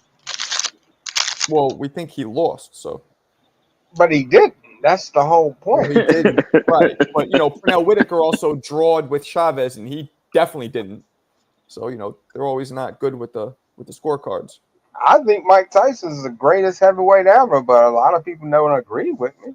In his prime, you have an argument, but his prime lasted 4 years, so. Yeah. Those 4 years, yeah, ain't nobody fucking with Mike those 4 years. Maybe 1966 Ali, maybe, but I don't even think so. Yeah, because I'm just saying, you know. Yeah. Yeah. Marvis went to Italy, and Aiden, you young ass, I don't know how you know this, but what did he do in Italy? Who knows? Why did Marvin Hagler I go? know. He went to He became retire. a movie star. There you Action go. movie star. Not you, Mo. We know you know. I'm trying to ask the other people who don't know. Movie star is the answer. Yeah. Oh, I thought you wanted Aiden to answer. Yeah, I knew. He became an actor. Yeah. And I'm curious, was he doing American films or was he spitting Italian? I don't know the answer to that. I think they were like Italian dubs. That's what I would assume. Oh, so he would speak English and they would just dub it. So it wouldn't even be his voice, just his likeness. I mean, I'm pretty That sure makes- those movies are like free on YouTube. They're like Indio and Indio 2. He's supposed to be like it's like a Rambo kind of like commando kind of movie. Oh shit, that's dope. He went to go act. Yep. Movies, baby. Italiano. What's up, Koki? Yeah, Ortiz. he found himself a Marco. big booty Italian white woman and got remarried. He did Never marry had a any white more woman. kids. Yeah. He did marry a white woman. What's up? Marco, I got a proposition for you. Oh shit! No Indecent. Tootie. No. No indecent proposal. Do it. Just like a a segment, maybe set aside half an hour within the next week or so on one of your streams for me and Mo to have like a debate, like a trivia challenge. Not a debate, but a trivia challenge. You know. Yeah, that'd be fun. I'll be honest, CJ. You're my man's. I think Mo would bury you. Barry, that's strong. That's strong. I do. In boxing trivia, yeah, I think he'd bury you. But no, I'm sorry. And if you prove me wrong, then you're the all-time great. You're coming out the pot. I think Mo would. Yeah, it wouldn't be pretty. But No, I'm gonna take his belt and his girl. No, I know more than I think. What you think, Mo? Does he have a chance? Oh, he has a chance. Yeah, I mean, it really just depends on the subject matter because I do have some like weak spots. But yeah, I don't know. It'd be fun. Give us your weak spots. Nah. He's not giving up the game plan. Look, you know what I should do? To be fair, I should do questions on your weak spots and on his to keep it fair. Sure, I'm down for that. Hey, I'll have a trivia. Hey, I'll go do one about Tom and Jerry. What the fuck? About Tom and Jerry. Somebody got Tom and Jerry up here. This fucking guy. Oh, that's because no. Turkey Al Sheik said he's sick of seeing Tom and Jerry fights. Okay. No, he tweeted that picture, and I saw it. And honestly, I'm not even that big of a thing, but I just thought it was really funny. I just thought it looked cool, so I just put it there. So it makes me laugh. Bruce is pretty good with the trivia. Trill Hill, what's up? Rosado called out Berlanga. Ooh, I kind of like that. The problem is Berlanga might beat him because Rosado's old, and he'll think he did something. But what do you think about that? I kind of like that. Rosado Berlanga. No, and that's been in talks for a while now. I think that's a good fight. I think it'd just be a fun fight. Like, this is the thing. Why can't we just go back to fights that are just fun? Why does it always have to be like, oh, it has to be, how is he going to build his name? And what is this going to be? Who's the A side? Who's the B side? Who gives a fuck? Fuck all that shit. How about let's just make good fights? Mm-hmm. You know I'm what I with mean? you. Mm. Yeah, true. Rosado was done. Yeah, he's done, but Berlanga never got finished cooking, so he never came out the oven. No Puerto Ricans interested in that fight. Why not, Koki? Because you don't want to see Edgar Berlanga lose again? Why? They're both Boricuas, right? You're going to win. I like Rosado in retirement. That's funny.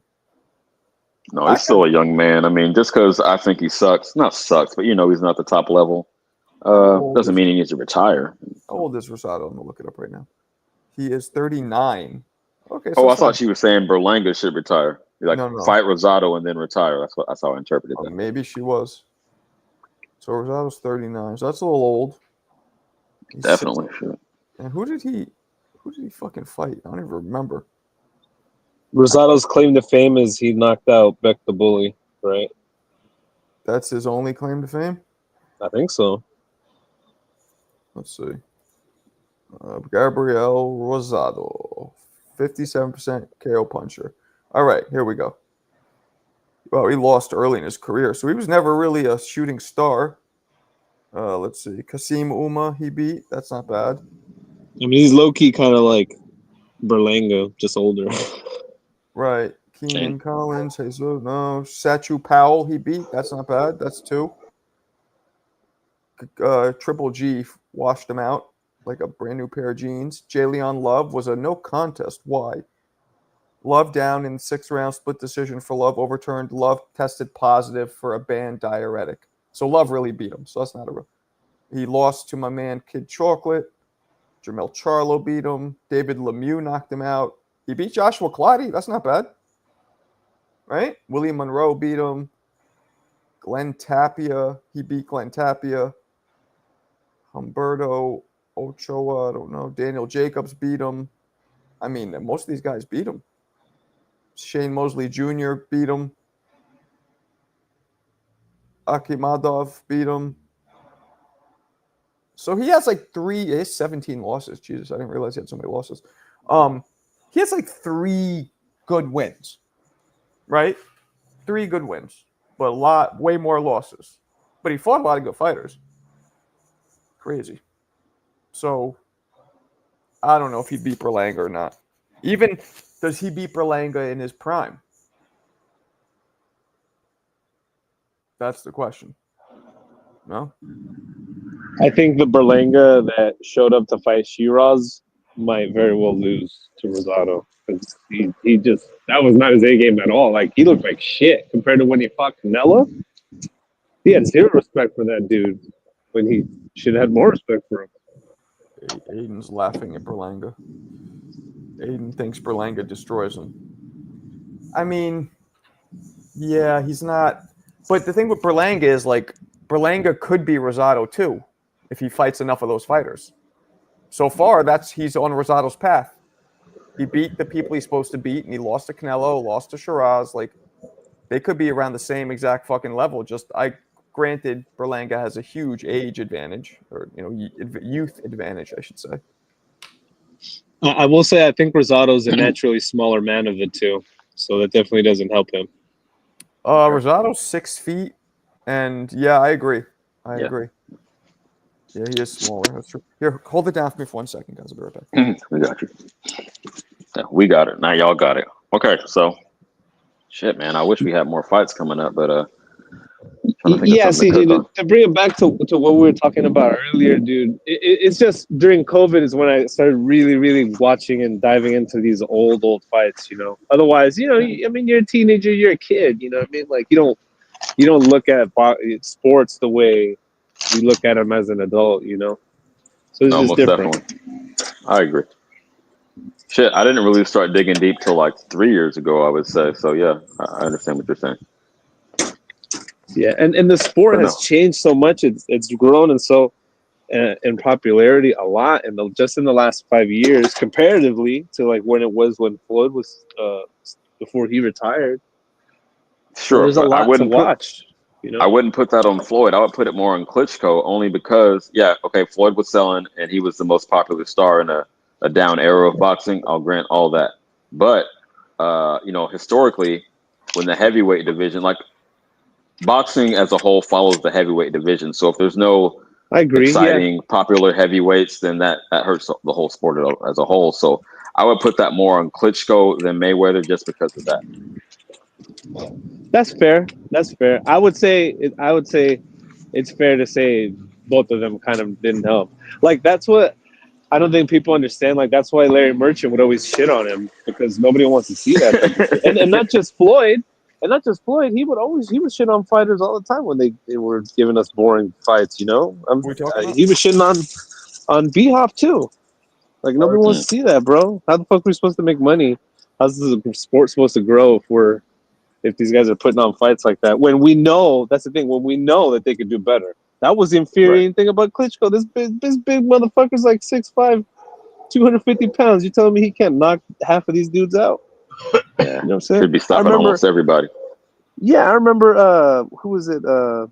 Jim Lampley would talk about hearing Emmanuel Stewart in Klitschko's corner, telling him, screaming at him, like, "Dude, get this guy out of here! What the fuck are you doing? Quit with this fucking jab and holding shit.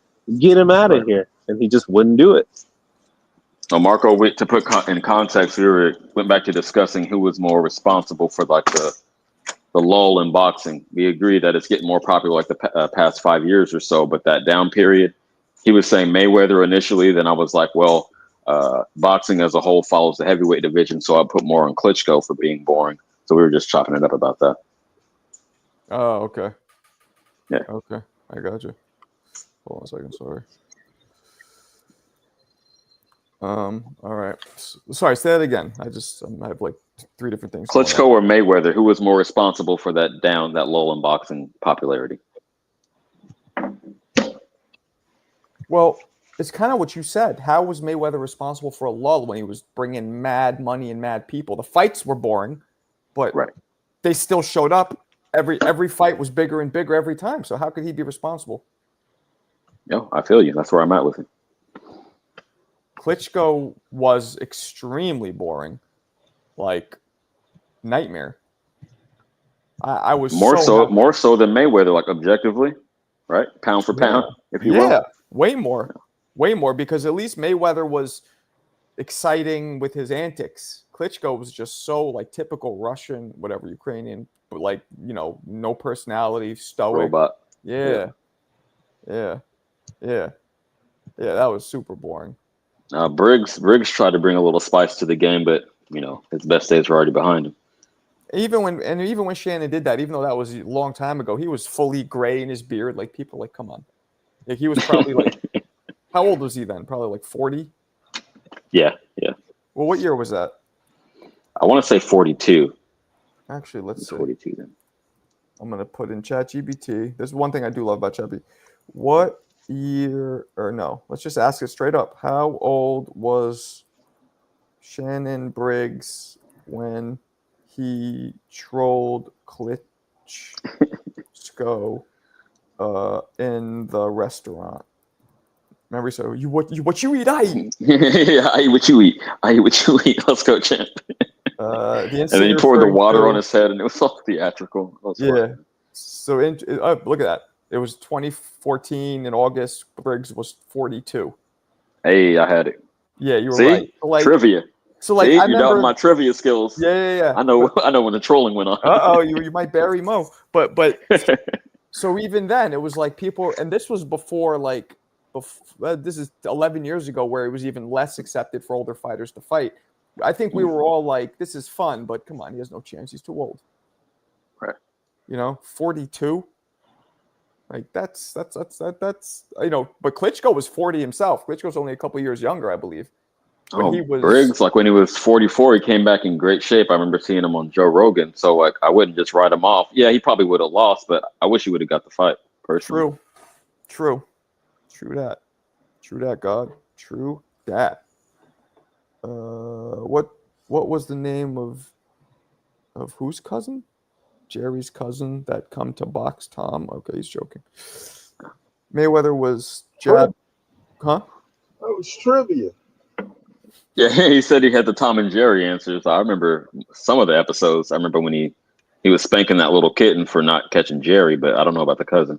I've been Yeah, spanked. his cousin came to look like Jerry. Was Jerry's twin, but it was a boxer. I've spanked mad kittens. Oh shit! He would knock Tom out, and he would That's go. hella funny. Jerry would come out. How Mark I O'Brien faintly remember that. diss his cousin Klitschko and say he has no personality when Klitschko stole the show on the HBO Face-Off with David Hay. Koki, I you don't drunk? remember that. He didn't steal no damn show. David Hay's my man. Me and him voice message each other back and forth about boxing. He's cool. David Hay was nice with it. If he would have stayed Just- at cruiserweight, Just I know- undersized. Yeah, I agree. Yeah. if he would have stayed at cruiserweight, he might have been an all-timer. Oh But, yeah. you know, he's a big dude though. He's 6'3", so like he could make heavyweight. And hey man, Klitschko didn't knock him out. Like you talked all that shit, and David Hay was pretty good, man. I think Klitschko was an underwhelming performance because Hay just was like, I'm not fucking losing, or I'm not getting knocked out. It seemed like he just relegated himself to like, I don't think I could beat this guy after a few rounds, but he's not knocking me out. Fuck that. I've been in there too. When I'm in there and like I could tell somebody's above me, or maybe my mind's just not in it, but I'm just like, but there's no way they're fucking knocking me out. I'll tell you that. And I got. Why would you say that? It's just too embarrassing. You don't want it, like, because that's too emphatic. Right. Like, okay, Right. I'll take a Right. decision. Right. Yeah. Exactly. Like if he beats me, shit's not going to be easy and it's going to be boring, but he's not dominating me. Like that kind of thing. Some fighters say, I'd rather like get knocked out than be beaten up. And now that's the thing. Hay wasn't beaten up. Klitschko was landing shots here and there. It was like a boring victory, but he wasn't beaten up. That's what I mean. I'm not saying get beat up. I'm saying stay away, do as much as you can, but not get fucking knocked out or beat up too badly. So Yo, I can't recall the name right now, but did you guys see that American heavyweight, like hard hitting heavyweight on the undercard of fucking this last weekend? who? See, I need to go do my homework. I forget his name. I know his nickname is Rocket. I do remember that. It was like Anderson or something like that. Pocket Rocket? 25-year-old black heavyweight. No, He was impressive. no, I never heard of him. He got his man out of there. It was the first time I seen him. Damn, Johnny must be live. Alberto's gone.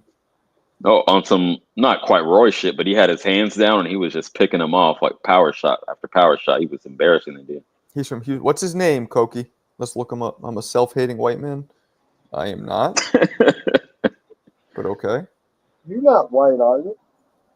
What do you think I am? Not white. Like what then? I don't know, man.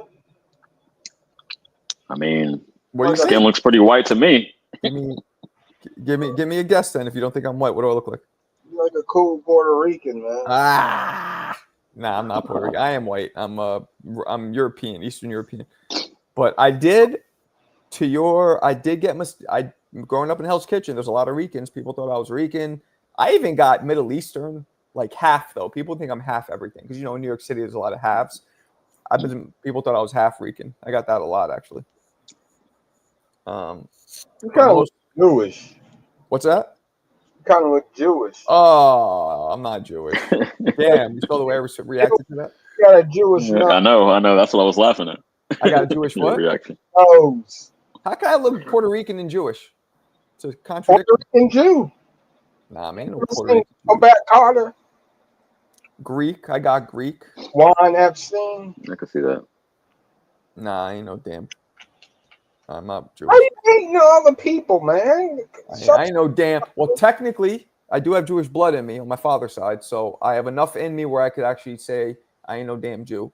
So, but I'm not a Jew. I didn't grow up Jewish. You got that nose, then. If you got some in you. Yeah, nah, I'm not Jewish at all. I was Catholic. I stopped being. I'm agnostic, but I was Catholic, Bulgarian Eastern Orthodox. It's called. It's Bulgarian's version of like Catholicism or whatever. Orthodox, interesting. But Eastern Orthodox. It's like it's like you ever see My Big Fat Greek Wedding? Yeah. It's the same exact. They're Greek Orthodox. It's the same shit, like the same type of Christianity or Catholic, whatever.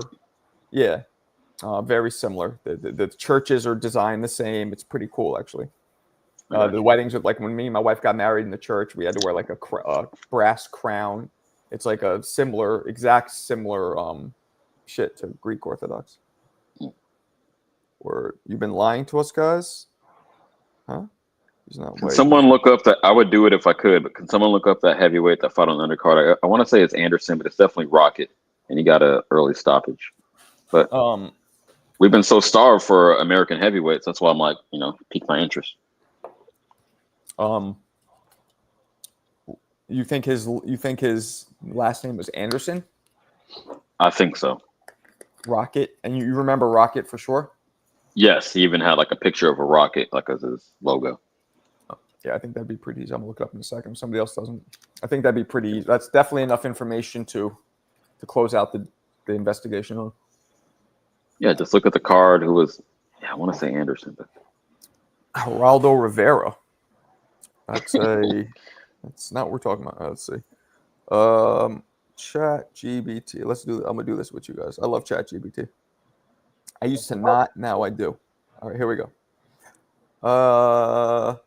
Who's the? And they said from Texas, heavyweight boxer from Texas.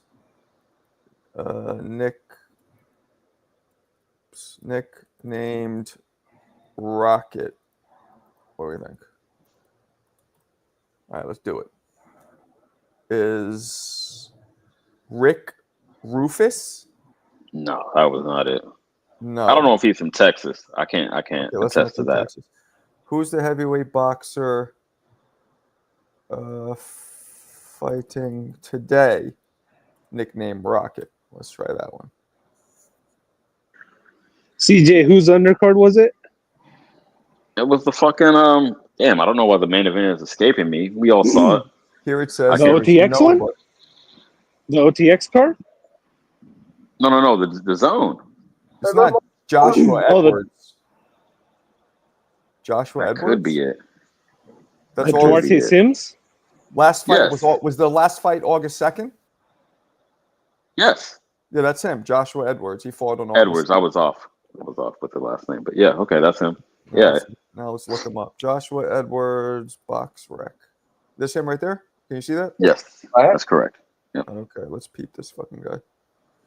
He ain't black. Oh, damn. He has Black. mad losses. Oh, this is amateur. I was like 4-0. All There you go. knockouts. All right. Play the video. Yes, All right, let's watch him. I mean, wait, what was it on? I'm going to get flagged. It was on DAZN? the zone. Yep. They're going to flag me. I'm not doing it. Okay. I'm not Yeah, you guys look him up. That's him. Yeah, well, I'll look him up after. Okay. The Rocket. Joshua Edwards. And you said he was nice with it? Hell yeah. And it won't take but 10 minutes to watch the whole fight. So yeah, Pete. Yo, salute Marco. What up? Mira, ¿qué pasa? Yo, que lo que, que lo que. I thought you were Puerto Rican. They don't say I'm que lo- Dominican and Puerto Rican. You gotta listen better, brother. That's right. I forget, man. I talk to a lot of you guys. All right, got you. Yo, it's Joshua Edwards, the heavyweight you're talking about from Houston, Texas. I saw him. I saw his first 3 fights. He's actually very tricky. Like he's strong, but he got like a lot of good technical skills. So I think he's one of the upcoming prospects from the U.S. Okay. So that's the dude we were just looking up. Yeah, I was trying to tell y'all, but y'all could see it on 24/7 boxing. It used to be called East Side Boxing, the forum. Mm-hmm. So they post like the results over there. So you got to do a search. Sims versus Duarte, and then the show it was on the undercard. Okay. Now Yeah. you boxed, right? If I remember correctly. Oh yeah, I still do, man. I'm 37, but I go 6 days a week, man. I sometimes it's hard to stop. Like some people stop, but other people it's like crack. You can't I'm really. 48. I do. I mean, I don't. You probably still sparred shit. I don't do that anymore. But Yeah. I hit that bag. I every sparred day. last week. I didn't want to. They put me against some kid from Jersey. He was 20 years old, and I'm like, his dad is his coach, and I'm in the ring. I'm like, what the fuck? I even got a mouthpiece, and so they give me a mouthpiece and a headgear, somebody's headgear that don't even fit me. And I get in the ring. This kid is like coming at me like Antonio Margarito. He's Damn. coming in like Tijuana, tornado, haymakers, bolos, and I step back and I check him with a hook, and he hits the ropes. And his dad is telling him to come in to do the same shit that he did in the beginning of the rounds. And I'm like, his dad is trying to get him to be this pressure fighter, but this guy has he doesn't cut off the ring. he comes in squared up. Right. You know, no jab, no setup, no volume, no rhythm. It's just, Was you he know, green? he picks on guys smaller than him, and I'm about 165, and I think I shared my video of me sparring back in John's boxing gym in the Bronx, but You did a while ago. I can share it again. Yeah, you did a while ago. So, was the dude green or did he have experience? Yeah, man, it was just like he was more like he was confident because the guys he was sparring in Jersey, they were more on a novice level, and you know, I have 8 fights, and had sparred Ishmael Villarreal, who's a pro at 154. He was on OTX. You know OTX? Yeah. Yeah, he lost to Brandon Adams. Brandon Adams hit it with a body shot, and I'm not sure if you guys seen that fight, but Brandon Adams landed like a vicious body shot in the last 5 seconds of the I think 4th round, and my boy went down. You know, because bro, I'll tell you, man, I'd rather get hit with a hook to the face than a damn body shot, man. That shit will leave you. You said you had 7, 8 fights, amateur or pro? I forgot. Amateur at the I started out the novice, then I got to open class, but then I stopped in 2019 because you know Michael Hughes. Michael Hughes is you know, well-known guy in Hell's Kitchen. I know Michael Hughes. That's my man. Yeah, that's your man right there. You know, he's over there in Church Street boxing, holding it down. He used to work with me in a rehab center. We used to do you know, work with people in wheelchairs. We used to make them do boxing and adapted box. So it was pretty cool. Did you Mike ever go is to great. Church Street? Yeah. You went to Church Street, but I mean, we never met, right? Back in the day? Nah, I was doing, you know, the Puerto Rican dude, the old trainer. Rafi? Yeah. So, you know how they do the classes in the morning, 6 in the morning, 7 in the morning. Well, so, what by the way, what is he alive? Because he's in Parkchester. You know Parkchester in the Bronx? Nah. Okay, good. I'm glad because he's old. Yeah, his back and legs, you know, he was trying to do the whole muscle man shit, but his knees were out. Like he had 2 bad knees, so his wife take care of him. You know, remember his wife that used to come to the gym? Nah, but he was wild. He would get drunk. He was cool. Man. One day I was sparring, right, and afterwards he comes up to me. He was like, "Oh, you look good, but you're scared to get hit." And I'm like, "What?" He goes, "You're scared to get hit," and I'm like, "I beat the shit out of this guy." He goes, "Yeah, but you were running from him." And now it might sound like a little bullshit piece of advice, but I've told you guys in here about this before. It made me realize that even though there was this kid there, we called him Mexico, and he would never, you could just hit him with a fucking safe, he would go nowhere, but he'd keep coming. So I'm hitting him and I'm moving, and it made me realize the mentality and the psychology. If I'm moving away, it's going to charge his ass up. Even if he's getting hit, he's going to feel like, oh, this guy's running from me. He's going to keep going. And you know how it is as a fighter. When you're on the retreat, that shit drains you. Yeah, right? You get tired. And he just explained, like, for some reason that hit me, and he broke down the psychology. And from that point on, I made sure to always try and either walk forward or step to the side, but never give the impression that even if you're winning, it was crazy. He gave me some dope, like, Papa Smurf advice. Nah, yeah, that helped me out too. Stepping to the side, because whenever I step back, I would give up space and I would lose. I lost my first fight. In my amateur fight, I lost it in I went to upstate New York, like the very fucking most north city. I forgot the name of it, but I was at the border of Canada. Like Finger Lakes? Oh my God, it was so long, man. Like people out there, like up there, man, and upstate, people stand in front of their lawn all day. They don't do nothing. They just stand in front of their lawn. It's so dead up there. I lived in Catskill, New York, when Kevin was training me for almost 2 years, and that's why most people left Kevin, because they couldn't live in Catskill, especially from the city. Yeah, if you're in the city, bro, you're lost. You don't have a sense of like life, because over there, people just really, they just lay back. They don't really. Did you ever work with Nelson Cuevas? Nelson Cuevas he's from. He died, but. He died from COVID, matter of fact. He died from COVID. But yeah, he trained. He worked with Tyson, actually. He worked with he was at Church Street. He's from the Bronx. So that's why I'm asking. That name is familiar because I know in South Box, you know Eric Kelly? Of course. Yeah, so Eric Kelly, I think he had him as a coach for like a summer. Yeah, man, I knew Eric before Eric blew up. I've known Eric for a long time. Yeah, you knew Eric when he had the working eye. Yeah. Nah, actually, no. I think his eye was always fucked up when I met him. Maybe he just got it fucked up. You're right. Yeah, them Wall Street guys made him money though, because when he made that video of him bullying the guys, I feel like that made him viral, bro. It did. And this was before viral. Those of you guys still in here, Eric Kelly he owns a gym now, and everybody knows him in the Bronx. But he made this video. Somebody, actually not him, some dude was like, "Yo, recorded Eric training these like Wall Street dudes who would come to our gym. Like our gym was a mix of pros and Wall Street dudes. It was the first gym to incorporate like working class dudes coming to a boxing gym, and it made them a lot of money because there's no money in fucking real fighters. Yeah, no way. Right? You charge you like $25 a week. Right. So he would bring all these Wall Street dudes come in, buy memberships. Anyway, there's a video of him just shitting on them. Like, look it up. I mean, bad. Like, what the fuck? Yeah, you should play for the chat. They haven't seen it. That's like our era. And it went viral. Like back then, this is probably what 15 years ago, maybe. Yeah, like when people were still using like Facebook regularly for like fucking 2010, maybe. Oh yeah, 2010 for sure. Something like that. Yeah. So, yeah, man, Eric is. I just saw him at the. Were you at the Turkey Al Sheikh event? No, I didn't go, but I heard he went with one of the coaches from the gym too. Yeah, I mean, I saw Eric there. Turkey was there. I mean, I was there for like a couple hours. It was pretty dope. A lot of like Mike. I saw Michael Hughes there. My boy Mike. Mike is doing good, man. What's John's last name? You know the other dude from Church Street, Jonathan, black dude. John. He's I actually went to one of the shows. I saw him compete against the guys from the Bronx. He got a victory. Yeah, what the fuck's his last? I just know him as John. I don't know his last name.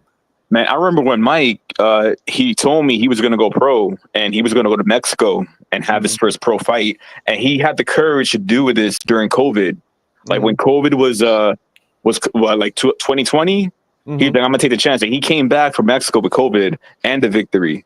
Oh, shit. I remember, but didn't he have a fight like a few years ago where he broke his arm in the ring? Yeah. He had to take a basically semi-retired because, Mike is about, he's not a young guy anymore, like, even though he looks young, but Mike is about my age, and he's about 36, 37. Yeah, and he was training that girl, Brooklyn, and I know they had that weird split up. She was going crazy. Yeah, that's tough, though. I say one thing, man. When you're in a boxing gym, don't have a relationship. I'll tell you, because, boxing girls, man, they're more schemier than the guys, you know what I'm saying? Because I mean, when I was coming up, there was no disrespect to the ladies. Oh, Jackie, peace out. There was almost no women in the gym when I was coming up. Now it's very different. No women eating, like almost none. Yeah, we had a few. We had a few in the Bronx, man. We had one that we call Hungry Hippo. She was eating up all the guys, bro. She was like, well, left, right. Let me get a southpaw. Let me get an orthodox guy. Let me get a moreno. Let me get a Dominican. She was all over the place, man. Damn. She wasn't fat, was she? Oh yeah, she was about 4'11" and 250. Oh, everybody was hitting. Yeah, everybody was, listen, if it's free, you gotta spend no date, little put a little reggaeton song on, that should start bouncing. So now you still live in the Bronx? I'm up in Westchester. Oh, I might move there. Moving on up, you know what I'm saying? No more in the projects and shit. What area Westchester you at? Towards White Plains. Towards White Plains, yeah. My wife is from Westchester, and like we're gonna move either back to like Queens, Brooklyn, or maybe Westchester because because rents are cheaper. It's expensive though. I'm telling you, out here you're gonna be broke every month. No, Westchester is expensive, but it's cheaper than anything in the boroughs. So unless I guess parts of the Bronx are probably fucking nice and cheap, but yeah, if you want to get stabbed though, I'm sorry. That's why I left, man. I couldn't deal with it. It's like I got tired of hearing bad news, like. Yeah. It was every morning, like some kid on the moped goes into a bodega, comes out with like those vapes, those little pens that they use, and they like rob the Habibis, and you just see these kids coming around ski masks. Habibis is crazy. Yeah, man, it's crazy, man. Because I'm cool with them. I'm cool with like I'm more of a community guy. Like I want everybody to be cool with each other, All right. Yeah, CJ. So in New York City, the bodegas are run by mostly Habibis, which are Middle Eastern dudes. Like it's weird. They were called bodegas because they used to be run by Puerto Rican and Dominicans back in the day. Right. Well, I'll give you the like technical term because like Habibis, we get them the term deli, so they get the term deli, right? Bodegas, like if you go to a bodega, I'm gonna tell you the difference, right? If you don't see any gentrification drinks, like those expensive Celsius drinks, so those like expensive kombuchas, if you don't see a kombucha, you don't see a Celsius is a bodega, because bodegas only got like those Caribbean, Dominican drinks, the fucking the plátano chips, that's a bodega. Yeah. Bodega got like a little bit of sazon, That's what they all used to be, and now they've all like I grew up in Hell's Kitchen, and like it was all mad fucking bodegas, and then it slowly. And I remember the owners; they were all Hispanic, and then as time went on, the Arabs just came in and just scooped, and mostly from Yemen. They're mostly from Yemen too. Something about the country of Yemen. Yeah. Nah, Yemen took over. Yeah, Yemen took over all the way. Prince Naseem, man. Y'all remember Prince Naseem Hamed? Yeah, I remember Prince. Before Floyd, man, that was That's my second favorite fighter ever, behind oh Roy. man, that's what got me into boxing. Like his little interests, like remember the Michael Jackson Thriller? He was doing the Halloween with the tombstone, dancing, everything. Oh, right. I forgot who he fought, but he made it cool to be a small guy. You know what I'm saying? Like I was at the fight with him and Kevin Kelly at the Garden. no way. Yeah, I had the pleasure to meet Kevin Kelly, and I know Kevin for a long time. Yeah. Oh yeah, he's a great man. He's great. He's dope. He's from my father was from Flushing, so I would always be in Queens. And he definitely. I thought he was gonna beat him though. I thought he was gonna because I thought Kelly's style would beat Hamed's style. You know, I thought Kelly had more. Maybe if they fought 6 years earlier. Yeah, Because Kelly was like 30, 31. And that was a time where 31 was kind of old in boxing. Yeah, because they started out early too. Going pro at like 17 to 18. I was going for Prince, which is fucked up because I'm not only am I from fucking New York, but I knew Kevin. But yeah, I was going for Prince. Did you tell Kevin that? Nah. If he asked me, I'll be honest, but nah, I'm not going to offer that up. That's funny. But it's funny. I talked to Kevin, and Kevin told me he's one of the examples. I'm like, yo, who's the hardest you ever been hit? And he mentioned somebody else. I go, oh, so Prince isn't? He goes, nah. He goes, to me, Prince didn't hit hard. And I'm like, I'm interviewing, so I gotta be gentle with the way I say things. But I'm just like, why the fuck? Like, he dropped you and knocked you out. And then I realized over all the years I've been doing these interviews, right? This is a common occurrence with fighters. They always say the ones who hit the hardest are the ones they beat. It's an ego thing. It's like, oh, but I knocked him out. But they never say the ones who beat them or knocked them out hit the hardest. Or not never. Yeah. Very Trill Hill rarely. said, why didn't Prince rematch Barrera? Well, if you remember, 9/11 happened, and because Prince was heavy on that, all praise be Allah shit, which is fine. But once 9/11 happened, America was not happy. Yeah, it changed up real quick. Yeah, I think that was a big reason. And, you had to change nationality for a minute. If you was Yemen, you had to be like Dominican or Puerto Rican. You had to. Mahmoud Abdul Rauf, if you follow basketball. Oh, yeah. He ruined his career because he was standing strong with the Muslim. I remember that. Yeah. He used to play for the Hawks and the Raptors, I think. He was on the Nuggets when he was. The Nuggets, yeah. When they had, I think, Mutombo. Yep. Oh, man, that was a good team. He was on the team when Mutombo was holding the ball when they upset Seattle on the floor. Yeah. Oh, right. Oh, you're bringing it back now. Yeah. That was a good era, man. I missed that. But yeah, man, Marco, shout out to you, man. You run one of the better lives on YouTube. Appreciate you. I'm always on lurking. Yeah, I see. Yeah, man, that's dope. Yeah, I'm glad you came in. It's man, I was just thinking about fucking Prince, man. He had one more fight after Barrera, which he looked bad. They were booing him, and then he retired. He said it was his hands, though. Yeah, I think he checked out, though. I think once he got remember his trainer? I think it was Brandon Eagle or something. Ingle. So I think once he had that split with him, I don't think he had the same. Because I think Ingle kept him in check because Naseem was always a very outspoken kid, and he had that it was almost like Tyson Costamato. It was like that relationship, and I felt like once he split up, he kind of checked out. The fame got to him. He was basically the man in England back then. Before Floyd, if you wanted to watch a pay-per-view with a small guy, you put on a Naseem Hamed match for the entrance and for the fight because he had those big calves and he will come in with those crazy shots and he'll do those Ali shuffle in the ring, and he brought that entertainment. So I enjoyed his career, and I know a lot of if you tell a Mexican about Prince, they're gonna be like, yo, Barrera, they're gonna mention Barrera. So it's all good. Sometimes you meet your nemesis. Styles make fights, and I think Barrera had the perfect style for him. But yeah, man, shout out to Prince Naseem. That's a great guy right there. He was dope. I really do think his hands were a big part of it because he was 28 when he retired. 28. Yeah, it was crazy. I didn't know. I always wanted him to fight Floyd. I always wanted to see what it looked like between him and Floyd. But he talks about that because Floyd had just turned pro and was featherweight briefly. They were in the same weight class briefly.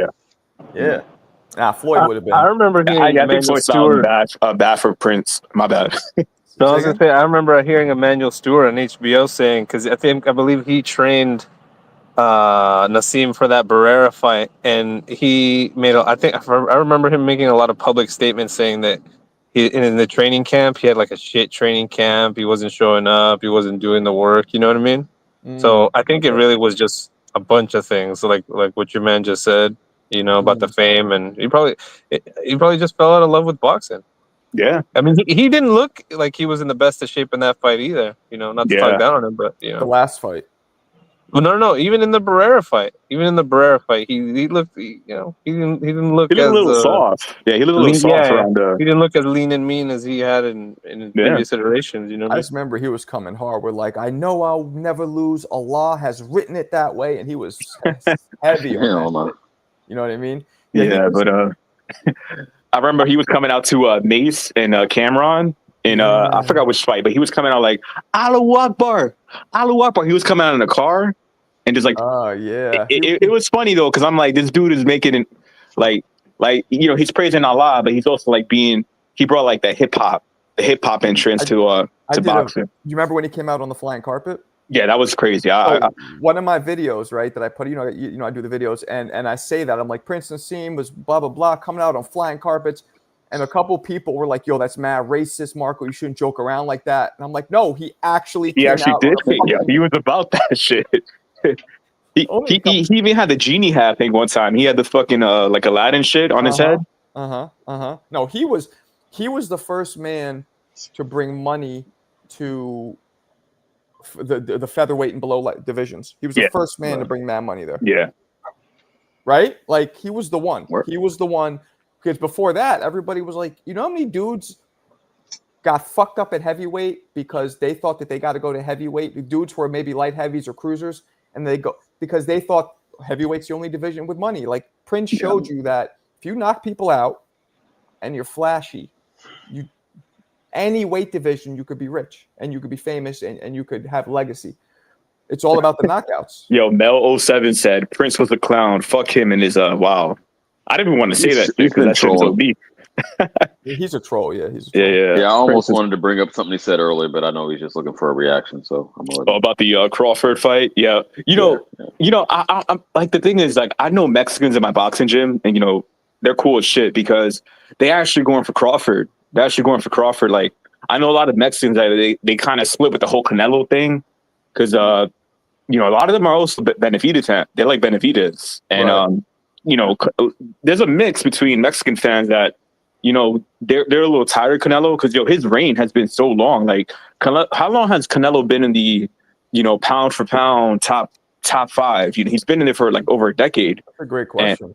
And I feel like people are kind of tired of him. You know how like you know, in wrestling you get like the top guy. People are like, oh, Hulk Hogan is, you know, rest in peace, right? But you know, eventually they got tired of Hulk Hogan when he went to WCW. He had to become the bad guy. You know, he had to change it up. Mm-hmm. So I think they're looking for something new. And I see a lot of Mexicans going for Crawford that grew up in the U.S. But that's just in my area. You know what I'm saying? If you go to Cali, it's probably different over there. Mm-hmm.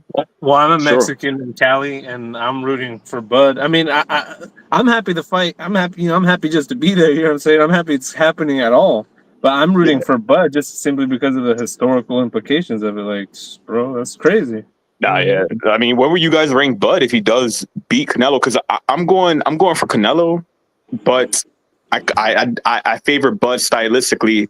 I just think it's going to be a controversial UD where the scorecards are going to be like, oh shit, like people are going to be it's going to make headlines. I feel like so. If Bud does beat Canelo, do you guys rank Bud like in the top 25 of all time, or will he need like another? And real quick, no, definitely. Canelo's been in the pound for pound list since 2013. I just looked it up. Okay, it's about 12 years. That's pretty good. Yeah. I still got him on the list real quick, but he's not in my top 5. And I think Marco, you had the same type of thing when you posted your list. I can't recall. Because guys, my list is very dominance based. And that's my criteria. I like to me, pound fighters should be dominant, the most dominant. And Canelo is dominant, but he has a couple hiccups. Whereas some of these other guys, like a Benavidez, like a Crawford, like an Inoue, they've never had hiccups yet. So I got to put them up top. Clarissa asks, is Bud fighting a better version of Canelo than Floyd fought? Ooh. Yes. That's a great question. Maybe not though, because he's older. What do you think? He's way smarter. Yeah, Way more yeah. experience and He more has more dialed in. IQ. Yeah, I would say yes. I would say yes. yeah. Hello Good and question though. If Bud wins this fight, he's undoubtedly catapulted. But what does it really do for Canelo? I think it solidifies him as the best fighter of the era. That's why Bud's fighting him. What would He, he do? he Oh, out says it. of the era. Yeah, Hmm. yeah. Bud Does says it it. though? Does it though? Fighting a I smaller think guy so. on paper, smaller guy. Well, I think Hagler beat Sugar Ray Leonard, and I definitely think Hagler was the best fighter of that era. But that's my opinion. And I don't people know. did. Well, But look, do you think people would have said to Leonard if Leonard lost decisively, like people would have been like, Hagler, you beat a smaller guy. Who cares? Who's old? Yes, the 100% would have. Yeah. Right. Interesting. So it's like that's why those fights are so like lose. Now maybe at that time, I don't think nobody would have brought the money that Sugar Ray brought Hagler. So it's not a lose in terms of financial. But this fight, Right. You're bringing up what does it do for Canelo, but we all know what does this payday. do for Canelo? Payday. It's not about legacy. It's about Yeah. payday for him. Yeah, but Bud's bringing him the biggest. Yeah, Bud's bringing him the biggest payday of his career. Yeah, but I will add to that also for Canelo, because I know, looking back at his career, a lot of people point to the Floyd fight, like, yo, Canelo struggles with guys who know how to box, guys who know how to, negate, power shots. So I think if Canelo does if he beats Bud, I think it does help to his legacy to be like, you know what? He did grow. He did mature from the Floyd fight. He did learn how to overcome that style, that like technical style. And it will show something. At least Canelo did evolve. If you're a Canelo fan, I think, you got to take that with you. But primarily, like you guys said, you guys are 100% right. It's the payday. Like Turkey, you saw how desperate Turkey was to like increase that wage up for Canelo to get him there. So, so I just looked it up. We're talking about payday. Fine. Canelo has made thus far over $700 million. Why is payday so important when you have that much money? At what point? And this is the whole Floyd argument. When I was like, I think Floyd had. I'm not saying Canelo had financial problems. I thought Floyd did, and that was my argument. Like the dude's made $1 billion. He really needs to keep. Like he's going to risk his legacy and making himself look stupid, taking these like Disney fights. Why does Canelo need a payday? Like, at what point does it not matter? The payday and the legacy matters more, and your health. Well, to Kokui's point, there is a little bit of legacy to be gained. Like you said, I overcame a fighter that you said was more skilled than me, and Bud is big enough. Like again, he hasn't fought the weight class, but just looking at it, he's big enough. So I don't think the narrative of the smaller fighter would hold too much weight when we look back on it. Yeah, I agree. Again, they're saying Bud is on PEDs, so okay, they're the same size. Bud is perceived as being more skilled, so I think it even would do something for Canelo. Y'all got it. I think most people who like you guys are around me, and you heard my story about being with them in person. But most people who haven't been around them in person really still look at Canelo as just a bigger guy. No, but the training camp footage, they're saying the PED narrative. So, I mean, you can't have it both ways. Either he's too small or he got big because he's on PEDs. But that doesn't mean that he's naturally. Like, the natural Sure. size matters. You can bulk up. Like, Vinny Pazienza, another, we talked about him. He bulked up to 168.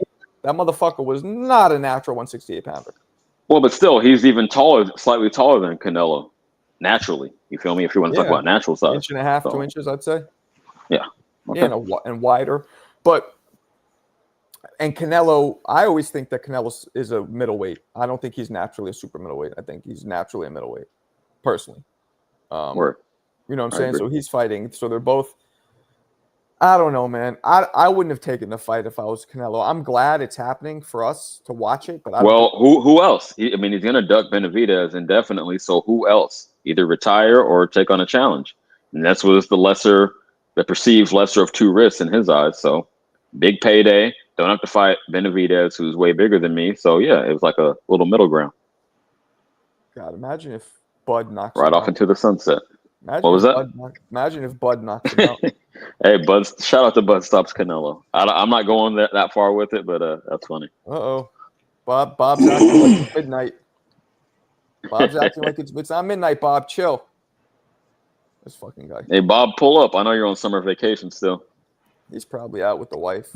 She's probably making him go do something he doesn't want to do.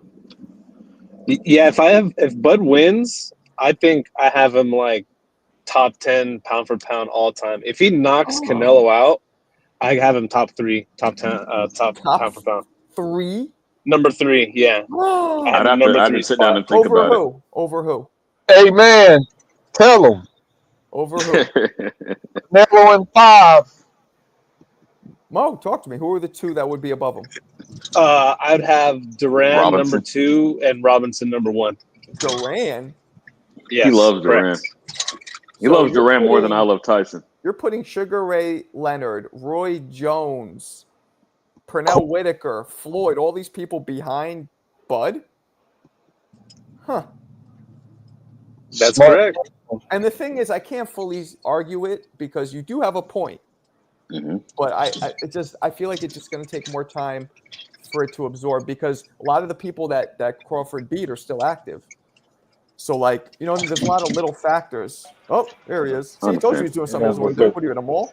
Yo. What's up, man? Oh, you're I'm up in coaching. the gym. My son's working. What's up? What's up? All right. What's up, young What man? up? What up, young Bob? We up in the basketball gym. That's why I ain't pull up. Damn, you're coaching? Yeah, You yelling at him? yeah. Are Well, you one of my those man, one of coaches? my former players is working these guys out. My son and the other guy I coach with.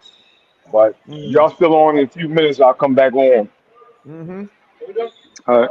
Peace All out. right. All right. Good old Bob. All right. Well, I guess he's I was wrong. He's not doing something the wife is making him do. He's doing No, he's something doing he's his probably thing. really enjoying. Oh yeah. And his wife's still making him do. Maybe. Nah, Maybe. Bob is passionate about coaching. Yeah, I don't know about the whole Bud Crawford top. Well, again, he said if he stops him, If which he is knocks out Canelo, Yeah. think about that, Marco. Think about how earth-shattering that would be to the sport. on top of his 11 fight streak of stopping everyone at 147.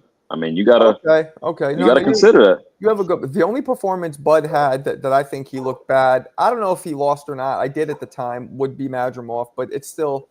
Other than that, I mean, he didn't have any close fights, did he? Hey, we should rewatch that one in the build up. To get closer to the 13th of We September. should because I'm curious because I really saw Madrimov, landing more. I really saw that then. I thought I Well, did at least. I saw the fight live. I was there. I was happy and blessed to be there. It was incredible. Beautiful day of boxing. And I had Bud running away with it. I scored it 10-2 for Bud. Damn. I thought they were competitive rounds, but obviously you score fights round by round. So I had Bud picking up points because every time Madrimov would come on, I had Bud landing the cleaner, better shots. Like a lot, even if Madrimov threw and landed more shots, all of his shots were like glancing blows or glancing off the guard, off the gloves, off the shoulders, they were never clean. But when Not Bud would effective. tag him, yeah, exactly. When Bud would tag him, he was paying this dude up. Man, we gotta I watch remember that. Yeah, I remember there was I forget. There's a clip going around that the ring just put out where you just see Bud. He's just blasting this dude with like 3 consecutive right uppercuts, and I'm like, look at this. How do people say this is a close fight? This dude is so fucking scared to let one off. I remember Bud's head being snapped back repeatedly by those lead straight rights. Repeatedly. Over and over and over. No? Am I bugging? Damn. No, Whoa! I'm somewhere in Is that your between. I son? think Bud had the cleaner work, but it wasn't. Yo, Again, the word I'm going to Bob's use son is effective. Yeah, I told you he athletic. Yo, he just dunked? That was him? Yeah. Hold on. Oh, shit. How tall is he? He's like 6 feet tall. 6 feet? Hold on 1 second. They about to go again. Yeah. This kid just threw it down. Tomahawk, too. We'll see. I told you he's super I missed that. athletic. Damn, I'm jealous, man. I could dunk a tennis ball. Hold on 1 second. Right. No, I could. If I could palm it, I used to be able to get it down there. Oh, here we go. Let's see Bob's son dunk. That's dope. I'm jealous, man. I always wish I could dunk. I used to have dreams that I'm dunking. Maybe your son will. You never know. Maybe your son will. It'll vicariously through him. He's about to go now. All right, it's cutting out a little bit, but let's see. A little choppy. Did you see? Nah, it's cutting out right now. Phone. I saw the last one though. Hold on, I'm trying to. I can't tell. I'm not good with the phone. That's a good There we angle. go. Stay right there. Stay right Perfect. there. Have him go. Perfect. Stay there. Yeah, look, ducking on you. Woo! This Is is that him him? going. That was the other kid. Okay. Yeah, his. Oh, he got the long hair, right? Yeah, he got the dreads. That's dope. All Good right, for yeah. him. Like I said, we should be done like a couple minutes. All right, dope. Appreciate All it. right. All Salute, right. bud. Damn. That's dope. I wish I could dunk. Anyway. What are we doing here? What were we talking about? Oh, right. The all-time thing. Yeah, man, I don't know. All-time is... I feel Again, like... zoom out. Zoom out. I know a lot of his opponents are still active, former opponents rather, but yeah, the streak at 147, undisputed in 3, champion in 4 divisions, undefeated, killing shit. I would have to consider it. I don't know about top 3. I have to sit back and think about it, but it's not out of the question. I don't know. I don't know about Duran. Shout out to Mo for putting Duran so high, right with your boy. But yeah. You can't, and the thing is, like, Duran's one of those guys where you could argue that he doesn't belong in the top 10, but you could argue he does too, for sure. Right. Yep. I mean, at lightweight, I remember us looking over his wins, and like, I didn't know most of those guys, but that doesn't mean that they weren't dope. Just because I didn't know them, because I didn't really follow like 60s and 70s lightweights, but none of them were big names back then. Sure. Big names, right? So, but again, you go to dominance. He was dominant at 135. yeah, Chavez was dominant, but he fought. You could say it was all cab drivers or whatever. Yeah. Chavez was mad dominant. You know what I mean? He would become 3-time undisputed, jumping up. Yeah, Clarissa, what I think about the whole undisputed shit. Like, it matters who he beats. This would be more impressive because who he beats, not because he's getting undisputed. Right?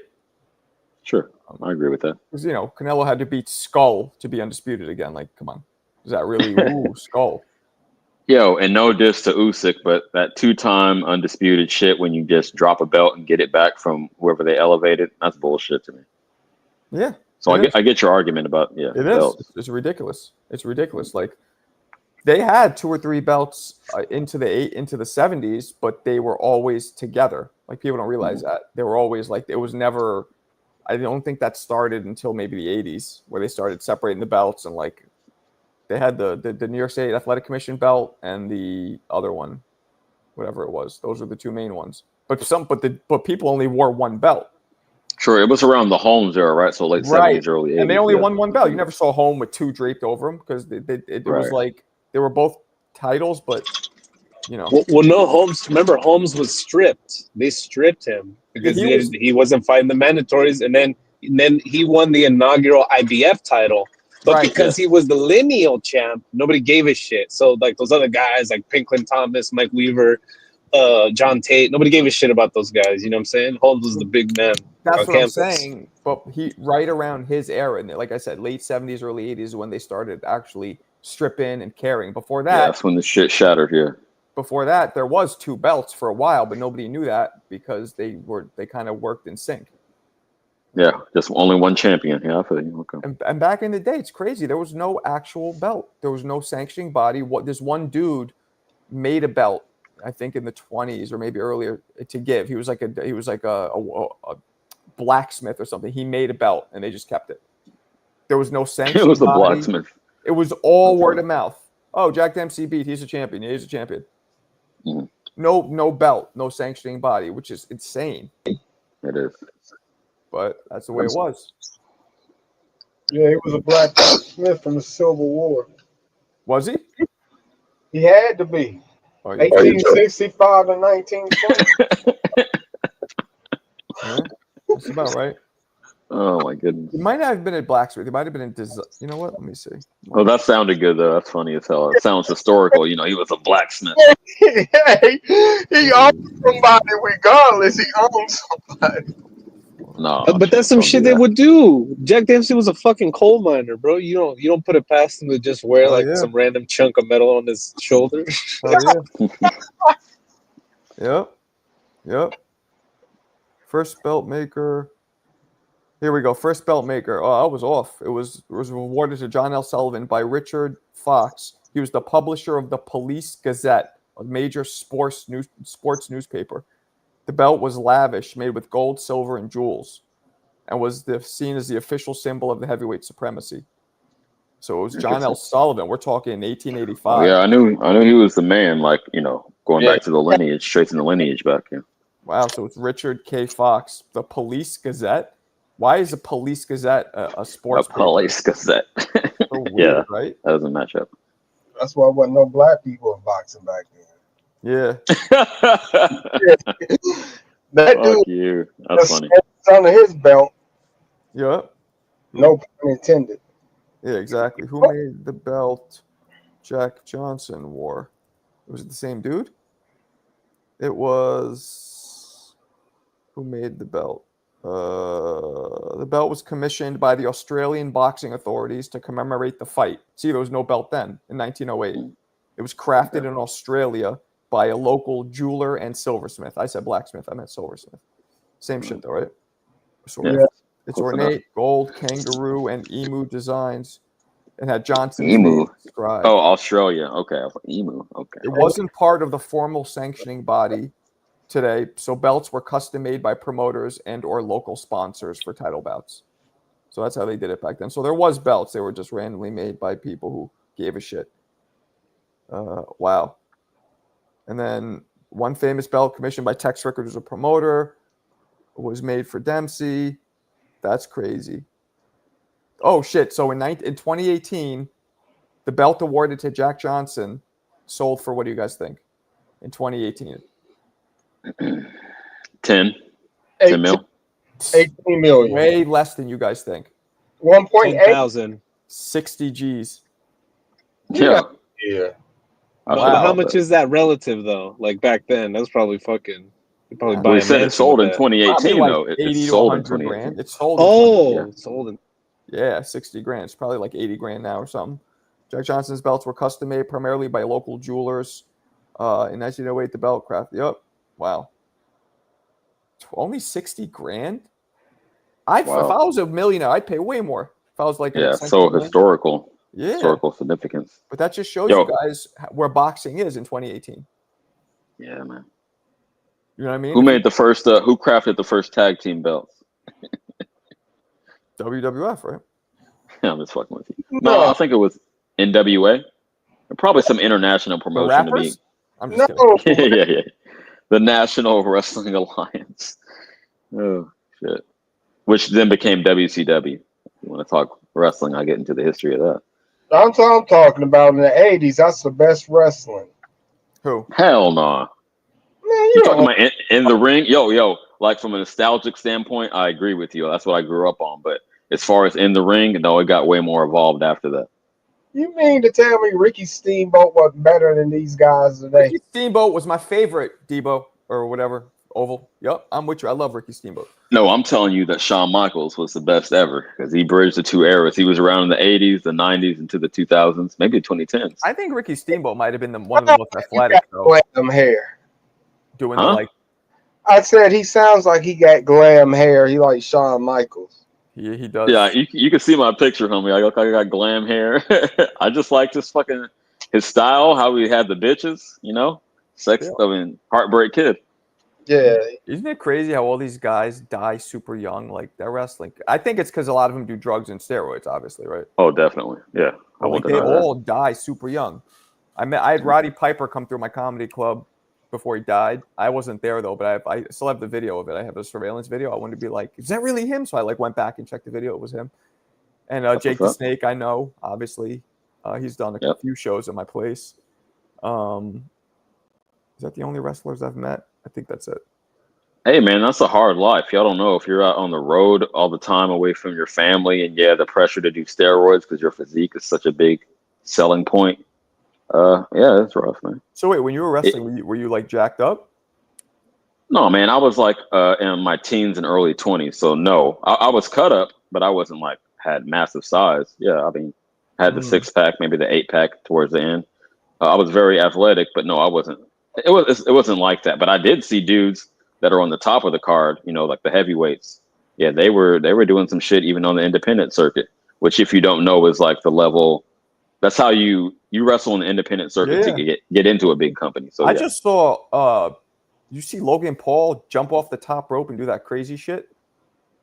I've seen him do a lot of shit, but I've been watching too much recently. What you know what kind of move it was? Can you Yeah, it was like a superfly snooker, but what he did was this: off the top rope and went into a dude who was laying on a table outside the ring, like over like the sports table would be, and collapsed. I got you. Jumped up and superfly snookered him, and that shit looked wild.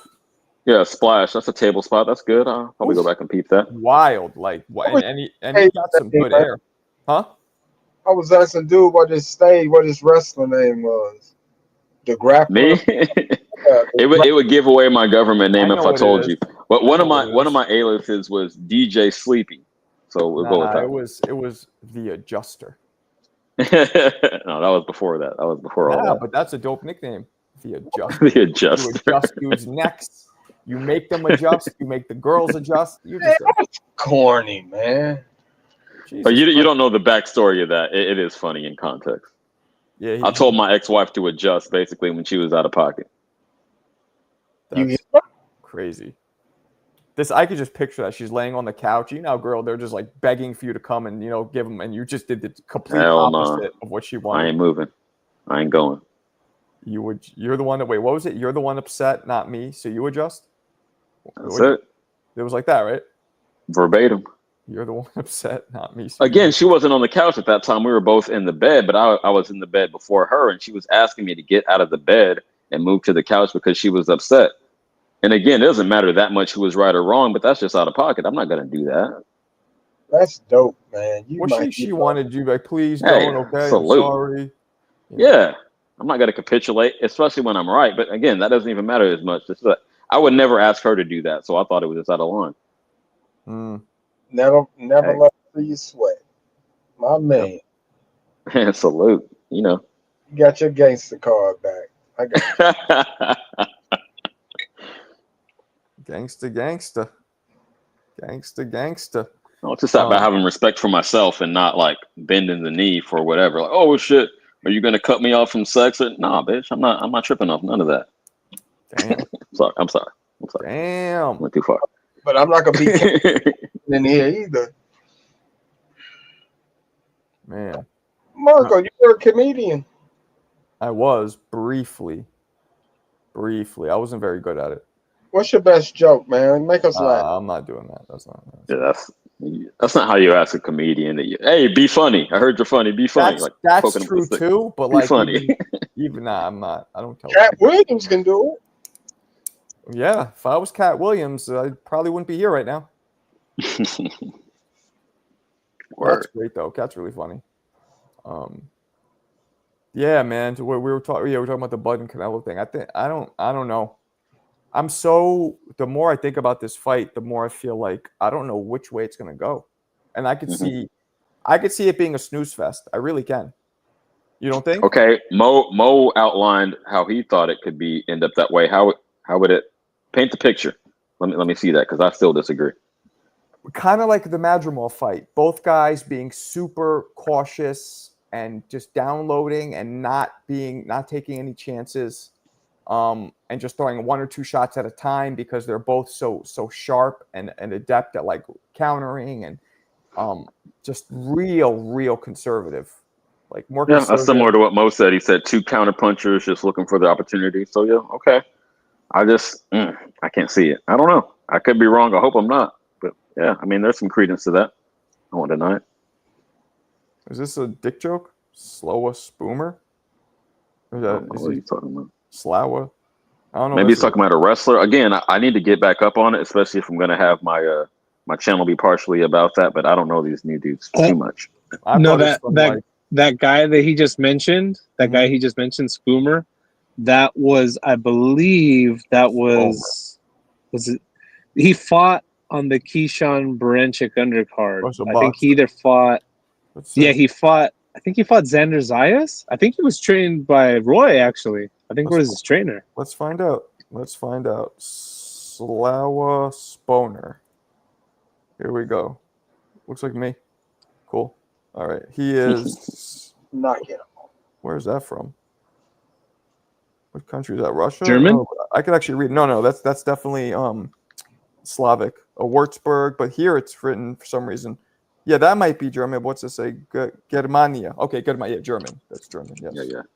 Okay. Tell from the He flag. is one loss. Damn, you read that shit in another language? That's Yeah, what's right up. here. I just saw the flag. That's Cyrillic. Yeah, I can read that. Germania. Yeah, which is the way you say German. Also, you say it that way in Bulgarian. All right, 55% KO. Xander. Okay, Xander just beat. That's the guy Xander just beat. Oh no, not just. Yeah, he beat him in February to get the title shot. So the question to our buddy Dennis, why are you bringing him up? Like, what about him? We don't. No, know did him. it say it was suspended? Can you pull that back up? I thought at the top it said it was suspended from NYFAC indefinitely. It might, but that Yeah, 'cause- happens if you Oh, lose. that type of suspension. Yeah, it Still did, from yeah. February. Oh, okay. It's a year. You get a year. A year. Okay. Yeah, I believe it's 12 months. So yeah.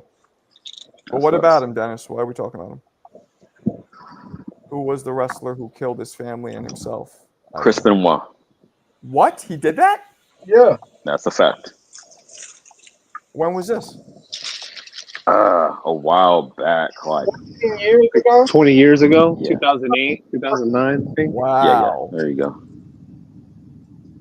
No. Yeah, Marco, if you're interested, No. I was gonna say, if you're interested in all these like crazy wrestling stories, there's a documentary series called Dark Side of the Ring, and I think it's like HBO, but it goes into all those crazy. Like, if you think these guys did a lot of drugs and steroids and shit, you don't know the half of it, bro. Like that wrestler life, especially back in the day, those motherfuckers lived hard life. They lived on the wild side for real, for real. Wow. Yeah, man. Okay. Savage's wife Elizabeth OD'd, I believe. Exactly. You got it, Marco. Yep, that's right.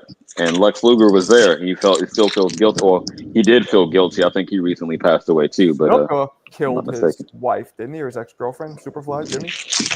His ex-girlfriend. Yeah. It's alleged. It's alleged that happened. That's also Allegedly, yeah, he was not convicted. Didn't Snuka die recently, or no? He has cancer now, or did he die? I think he died, Marco. I think that came, Just because he lives in my city and he's a friend of mine. last month or May or something, June or May. Are you Dennis? So you're in Germany?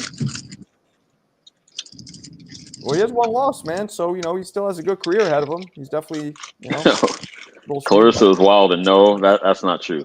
He was there. But He that was there. a lot of people thought that, right? Yeah, I mean, if you're at the scene with a dead body, that would be the first suspect, right? Sprechen Sie Deutsch? I do not sprechen Sie Deutsch, but I know how to say Schlampe. Schlampe, which I believe means bitch in German. I'm not calling you a Schlampe. It's just the only word I know. So, dude, it sounds like a cereal. Ochsenscheißer. I know that one too. I thought you were gonna say it meant suck it. Ochsenscheißer, Schlampe, and that's it. What were we talking about before that? Before Clarissa threw me off. We went down a rabbit hole. Yeah. Again, just Canelo Crawford. So, real quick. Oh yeah, let's put a bow on that topic. So Mo said top 3. He would be in his top 3 if he stops. Keyword is stops Canelo. Where would you put him? Just off the top of your head. Where would you put him, Marco? If he stops Canelo? Hypothetically. Yes. And then he retires. Right. That's it. I'm gonna say 10. Top of my head, definitely top 10. But I could move him up. I could move him up depending. I can't. You guys don't feel like you need to let it marinate a little, or you could just right away, boom, this is where he is. I feel like I can't come up with that right now. No. Well, I mean, anyone you would have above him, their shit is already signed, sealed, and delivered. So if he retires, same deal, right? I can't, man. I gotta wait and see. I mean, look, most of the people that he beat are retired now. Porter's retired. Kell Brook is retired. Like a lot of his big victories are done. But we're also conversely, I got to see what happens with Canelo, because let's be honest, he knocks Canelo out, and then Canelo gets knocked out 2-3 times after. Even though people could say, "Oh, Crawford, gave him PTSD," it could also be looked at as like, well, Canelo was at the end of his career, so he was already diminished. Yeah, Right. whatever narrative you want to run with. Right. But Pete So- game, I actually see it like this. I think if Crawford wins, they both retire. That's how I'm seeing it. Because what more can Canelo do if he really is at the end of his shit? Then he's not going to have a better performance. And Crawford has already proved everything he needed to. So I think they both walk away, put it into the era, and then I let's don't get the new think guys up here. Canelo's going to retire yet, no matter what. I think Crawford might. I don't know. After 3 losses, and like he can't put any more sauce. Like, what are the names that he's actually willing to fight that would add to his legacy? Is what the perspective I'm This looking at would it for. change, though. So now, if he loses to Crawford, now he's in a different position, a position of having to prove himself a little bit. So you're thinking the M. Billy type of thing, maybe that? I don't that know, route? but everything changes.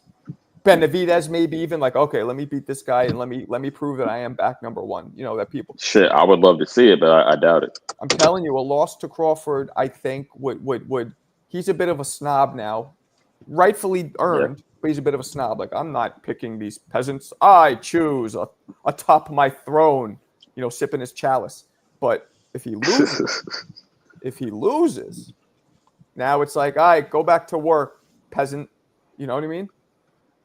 I mean, from my perspective, he's not that I think hungry. Canelo has the attitude where he's just playing with house money now.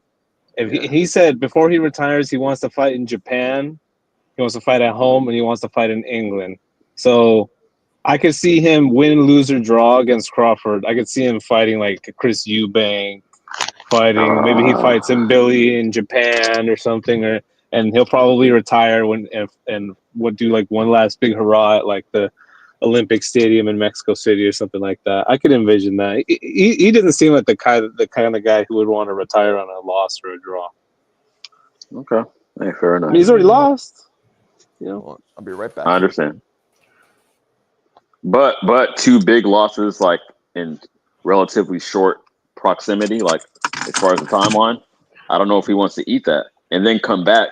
I mean, Marco's talking about possibly motivating him to take a Benavidez fight. Yeah, you get whooped by Crawford and by Benavidez. He doesn't want to go out like that. I can see what you're talking about, the M. Billy and shit. But again, those names don't add on. They don't put any extra sauce on his legacy.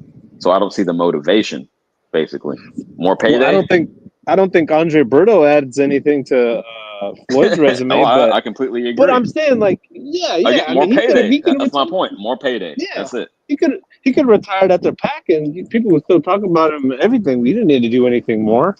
He could have retired after fucking those Maidana fights, and he probably still would be TV or whatever. But you know, yeah. But Marco was to insinuating that he would want to do it for his legacy, and I don't see that. That's what I'm saying. Just payday, strictly payday.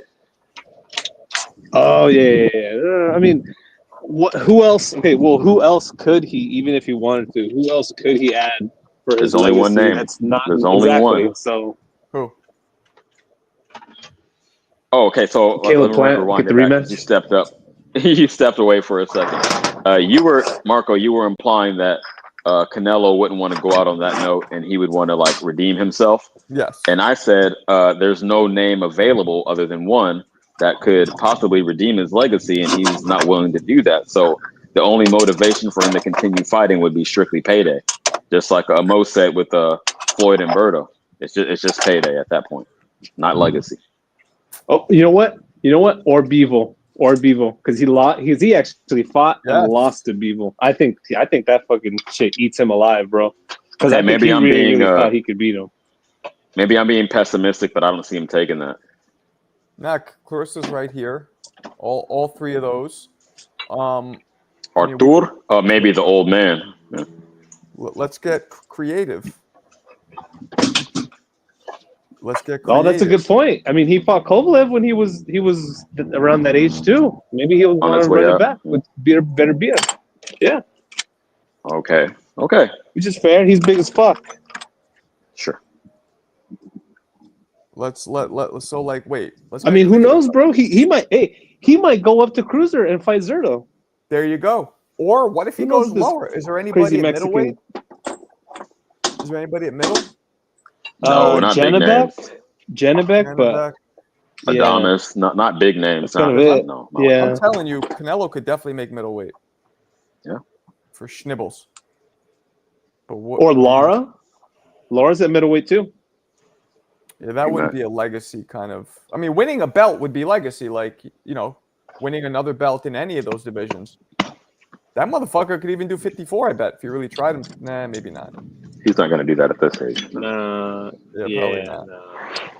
He Like, I probably get wonder knocked what the fuck out. I He tried wonder to. what he weighs on fight night.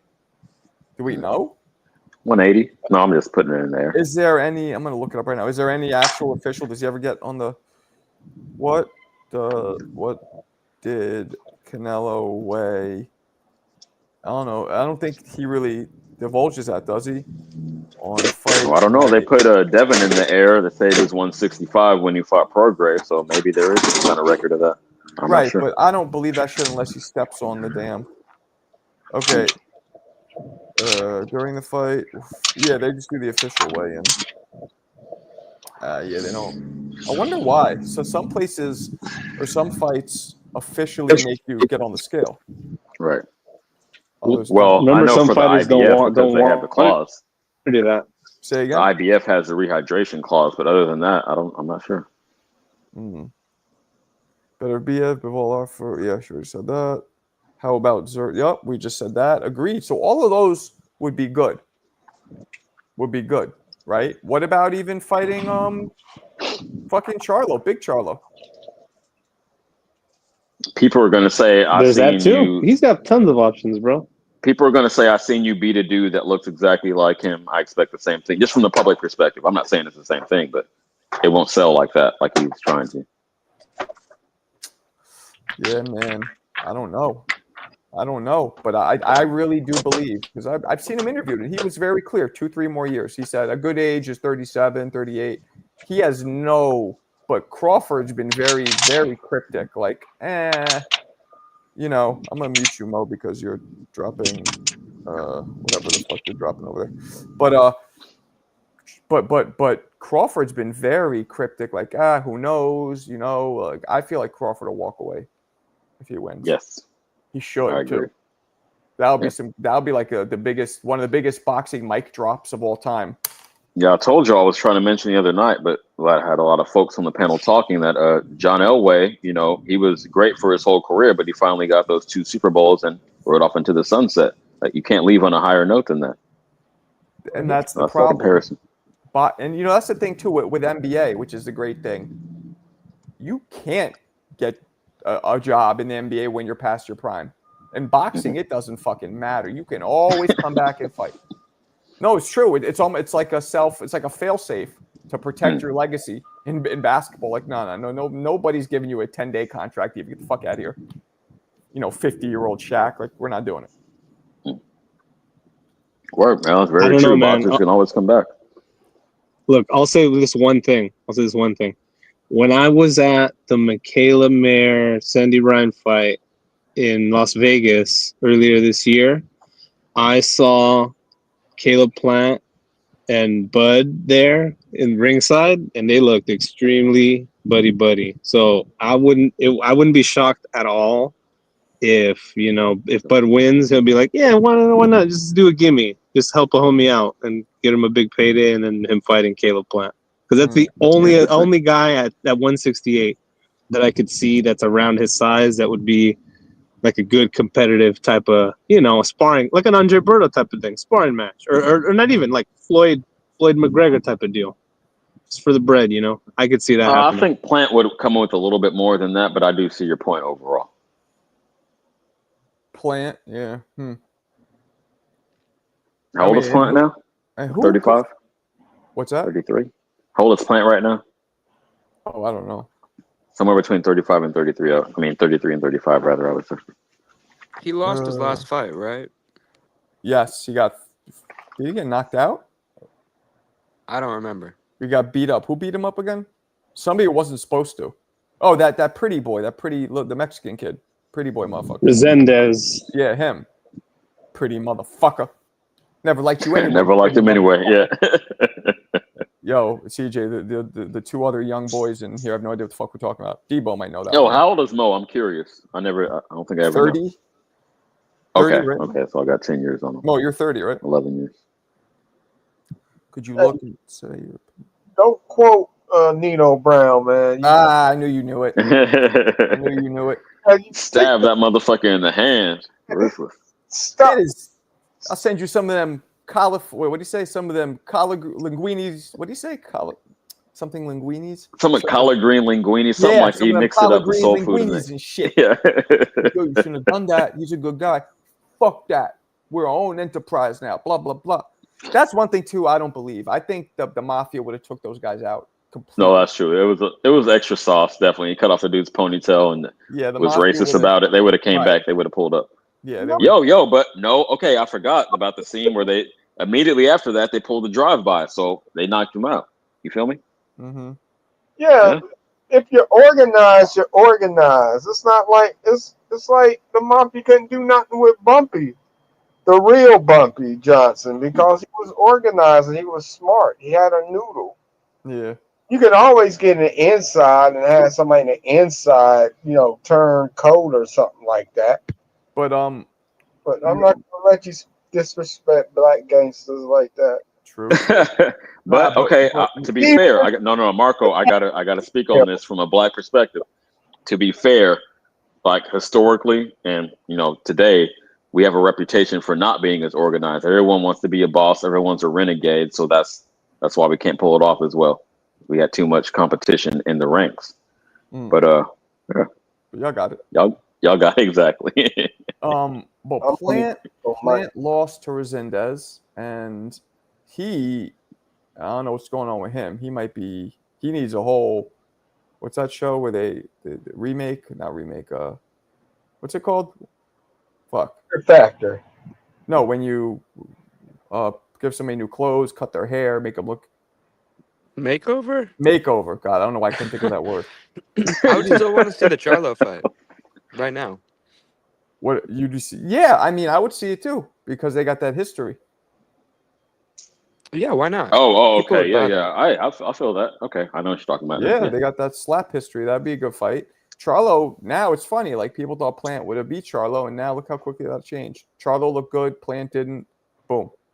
I'd lean towards Charlo now. Winner gets Canelo. Turkey pays for it. That'd be crazy. If Canelo beats Crawford, because, we're forgetting another thing. There could easily be a rematch in this fight, depending how it goes. That's my biggest. Yeah, I didn't consider that. My biggest fear is that it's a boring fight that we got to see, like along the same vein as Bivol, Beterbiev, or Tyson Fury, and Usyk. Like, I don't want to see another one if the first one's too close to call and boring. I only want to see another one if the first one is like explosive and controversial. Yo, to that point, Marco, real quick, do you approve of trilogies in any scenario where one fighter won the first two? Yeah. Like Usyk Fury? Yeah, because they were close. But I mean, Bivol, Beterbiev could have easily been the same thing. Bivol could have got both of those, but they were close. He didn't, but he could have, right? There's an argument that Bivol won that first fight.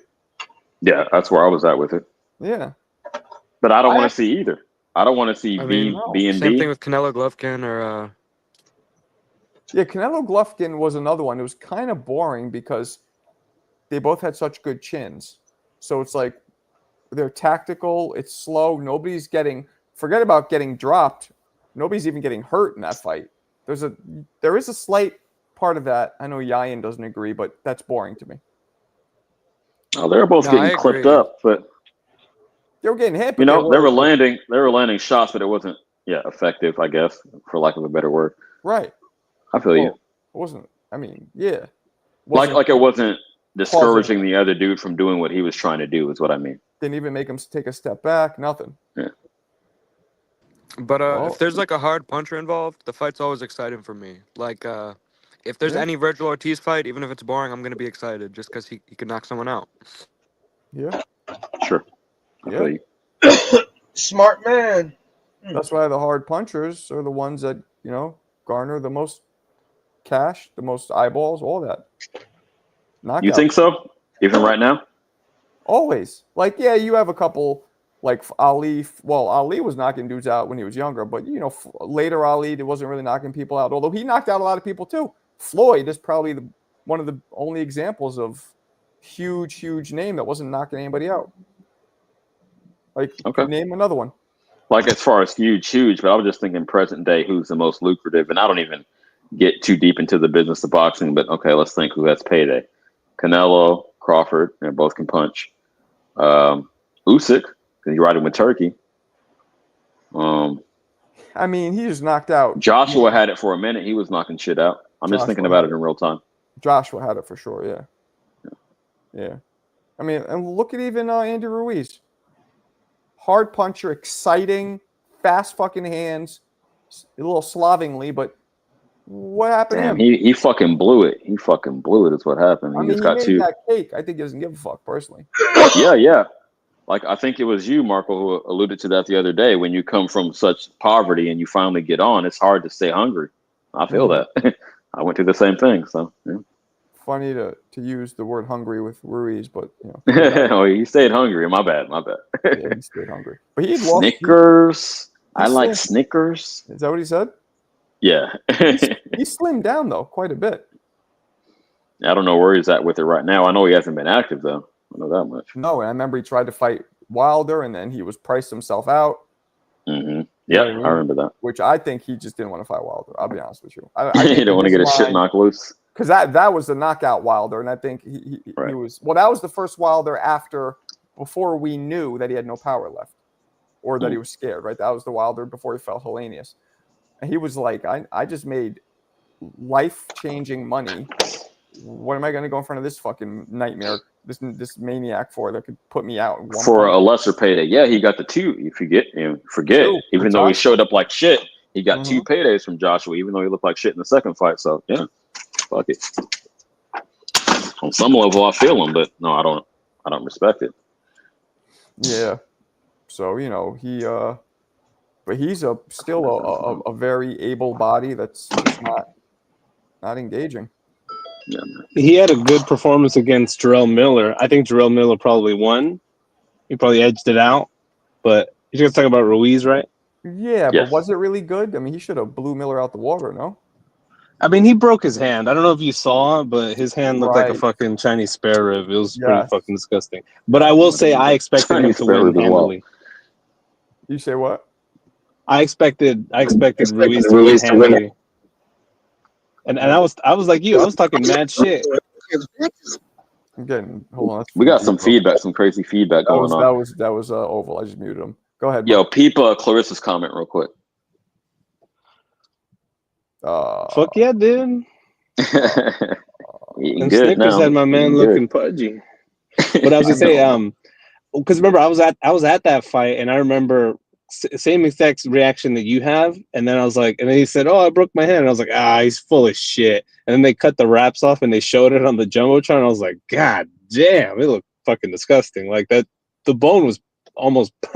It looked pretty fucking gross. But leave it at that. But I don't know. I give him a pass because he really did fuck up his hand. It's not like, oh, my hand hurts, you know. Okay. And then we still don't see X-rays or anything. Like his shit looked really fucked up. Well, that's what I'm saying. And Big Baby thinks he's nice because he, you know, had a close fight. That was a draw, right? I believe so. Yes. Yeah. And you know, and if I recall correctly, the narrative after that was that Miller got robbed. So I think the consensus of the public is that he is nice with it. Okay. If I was thinking, like, what's the number one thing, like, Shakur, for instance, could do to, like, build up his clout, I feel like it's getting a knockout. Like, even Berlanga, he knocked out, like, 16 cans in a row, and he was, like, aura farming, you know what I mean? Clip farming, all those clips. Well, the difference is that Shakur has to fight at a high level now. He can't get those tomato cans. No, you feel me? So he has to knock out. But He has to knock out someone legit. No, I agree with that, but it has to be someone legit, which is obviously more difficult to do.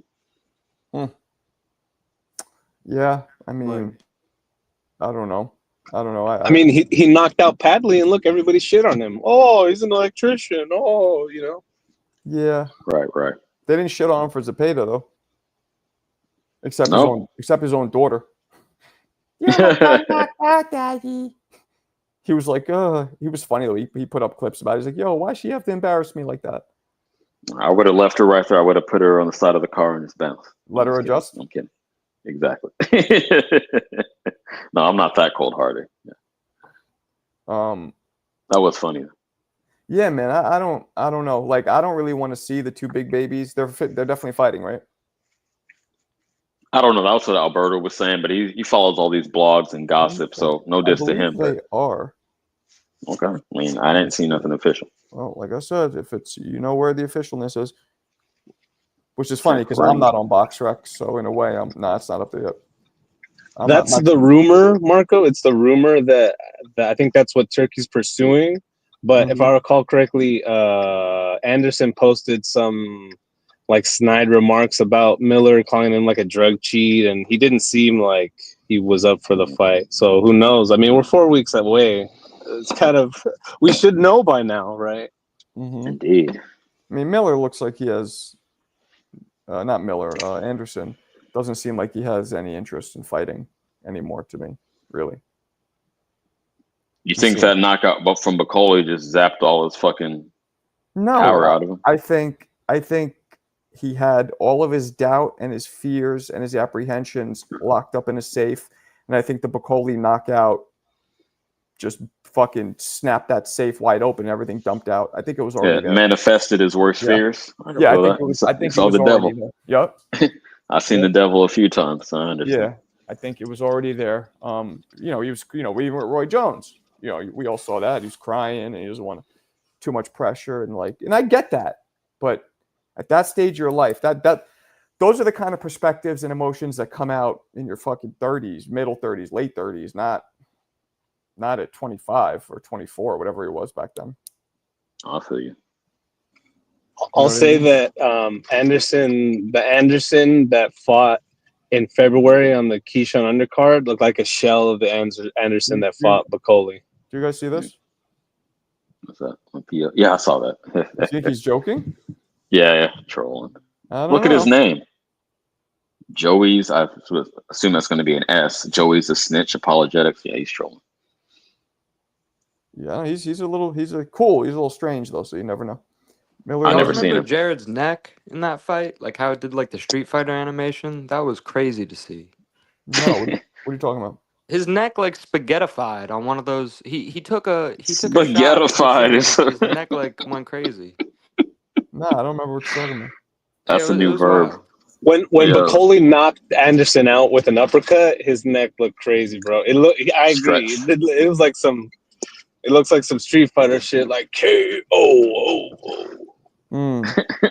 Okay. Yeah, I felt bad for him. And you still have 10 seconds to hit that continue button. Though. Let's come back, baby. Yeah, I agree with her. He cheats. He cheats. He's a fucking. Yeah, I mean, twice, right? He got popped twice for the steroids, right? 2 or 3, at least 2. Jared did. Yeah. No, not Jared. No, Jarrell Miller. No, Jarrell. Not Jared. Jarrell Miller. Oh, word. I was upset for a second. Yeah, twice. It's like, you remember we were talking about this. I'll give somebody a pass, aka Roy, once, but twice, 3 times? No. Yeah, he got popped for hella shit too. It's not like, just one little No, for real. Like how many tainted supplements, you know what I'm saying? Like at least Roy has an excuse. It was like one thing and then it was in a tainted batch or whatever. Right. This motherfucker had some shit that, he had rocket fuel in his system. Like they caught him with hella shit. Yo, he was like one of those kids going trick-or-treating on Halloween. They don't take the candy that's given to them. They reach into the bucket and just grab a whole bunch of different shit. Yeah, man. He was taking all kinds of supplements. Damn, in the 80s, there were sick fucks putting razor blades in candy for Halloween. I remember that. I had to be very cautious. They had that shit in California, too? Yep. Yes, sir. Jesus. And that was before the internet, so it was some real shit. It wasn't like the stories from New York we're getting over I here. wonder So, if that's why they individually wrapped, like sealed it. Like now, like you could wrap some shit, unwrap it, but the ones that are like sealed, you know what I'm saying? Like you get a little Hershey's bar, little Hershey's one, like the mini ones, those are sealed, so you can't put shit in it. Yeah, I got you. Yeah, crazy, huh? But yeah, man, those big baby guys, I don't know. I guess I want to see them now because they're kind of on the same level at this point. Remember when we all thought Anderson was going to be the next American heavyweight champion? Yeah, we were hopeful. Yeah, I know. You look good. Now it's my boy. Fuck, we just looked him up. It wasn't Anderson. It was fucking whatever it was. Torres? Rocket. No. The Rocket. No. Fuck, what was his name? Not Jefferson. I know. See, I'm bad with names. Something Edwards, right? Edwards. Thank you. Anthony Edwards? Something. Yeah, it was Edwards. It was definitely That's Edwards. an actor. That's an actor. Oh no, it was Anthony. I don't know. Anthony's Yeah, an I actor. don't know. Yeah, Edwards, the Rocket Edwards, whatever his name is. Yeah, him. There you go. Yeah, and Richard Torres. We still got Richard Torres. He's a decent heavyweight. He's a good guy. He's a good fighter, man. That's just your Mexican pride coming in. Yeah, I'm not super excited about him. Oh, you guys are crazy, man. All right. Nah, well, we'll see. I'm fucking with you a little bit. I'm trolling a little bit. I just said I'm not super excited. I didn't say he fucking sucks. I mean, we'll see. I'm not. Yeah, I'm with CJ. I'm not super excited. Like he's good, but I think he's undersized. I really do. I think he is too. It's just his frame because he is a big, bulky guy. I think he weighed in his last fight at 220 or 225. It's just his frame is not. That's a lot of water and muscle he's carrying around. You know what I mean? Right. Okay, yeah, Joshua. I'll lock that in. Joshua Edwards. Joshua Edwards. Yeah, we'll peep it. I mean, me personally, I'm an Usyk fan, so I was hoping that Jared looked good, and then maybe Usyk could beat him, look really good, secure his legacy, but that couldn't happen. Nah. Yeah, man, I don't know. JTO Shakur versus TO 137 catch. Oh, we got one more before we tap out of here because I know Marco is probably about to log off. 3 hours strong. Hey, I respect it. You're about to do Johnny hours, but shit. What was I gonna say? Oh, Dillian White versus Atama. How y'all see that? I think Dillian White's getting served up on a platter, man. He's lamb led to the slaughter. Yeah, Dillian White. Execution. Do they have a Golden Corral? Do they still have those? Yeah, we got one in Sacramento. Yeah, that's what's gonna happen. It's gonna be a nice buffet. Yeah. Okay. Yeah, I mean, come on. Dillian White shouldn't. All jokes aside, him and Chisora shouldn't be fighting anymore. I feel like I don't know. The UK just has a lot more. brain I want to say a longer leash for their fighters. Even if they're washed, they still want to see them fight. If it's exciting. You don't think they like, especially is it White or Chisora? It's Chisora who looks really bad. Yeah, like what's he doing? He could barely. Hey, talk. but that was one of the Usyk's most competitive fights. I mean, I know he just moved up, but still. Usyk said he might fight Chisora again. Oh, I could see that. And also, apparently, according to Dillian White, Chisora turned down the Itama fight. So maybe he's not that crazy, I guess. I feel you. There's a White is a Chisora savage. interview. He gets fucking stopped, but White isn't afraid of nothing. I'll give him that. There's an interview where Chisora says I turned it down because I didn't want to die. I think you're putting a little extra sauce on it, but that is funny. That is funny. Jesus. All right, fellas. Let's wrap it. This was a long one today. That's what she said. Oh, hey. Shit. Well, I'm glad she said that. Says something else. All right, guys. We'll tap in later. All right, man. Peace. One.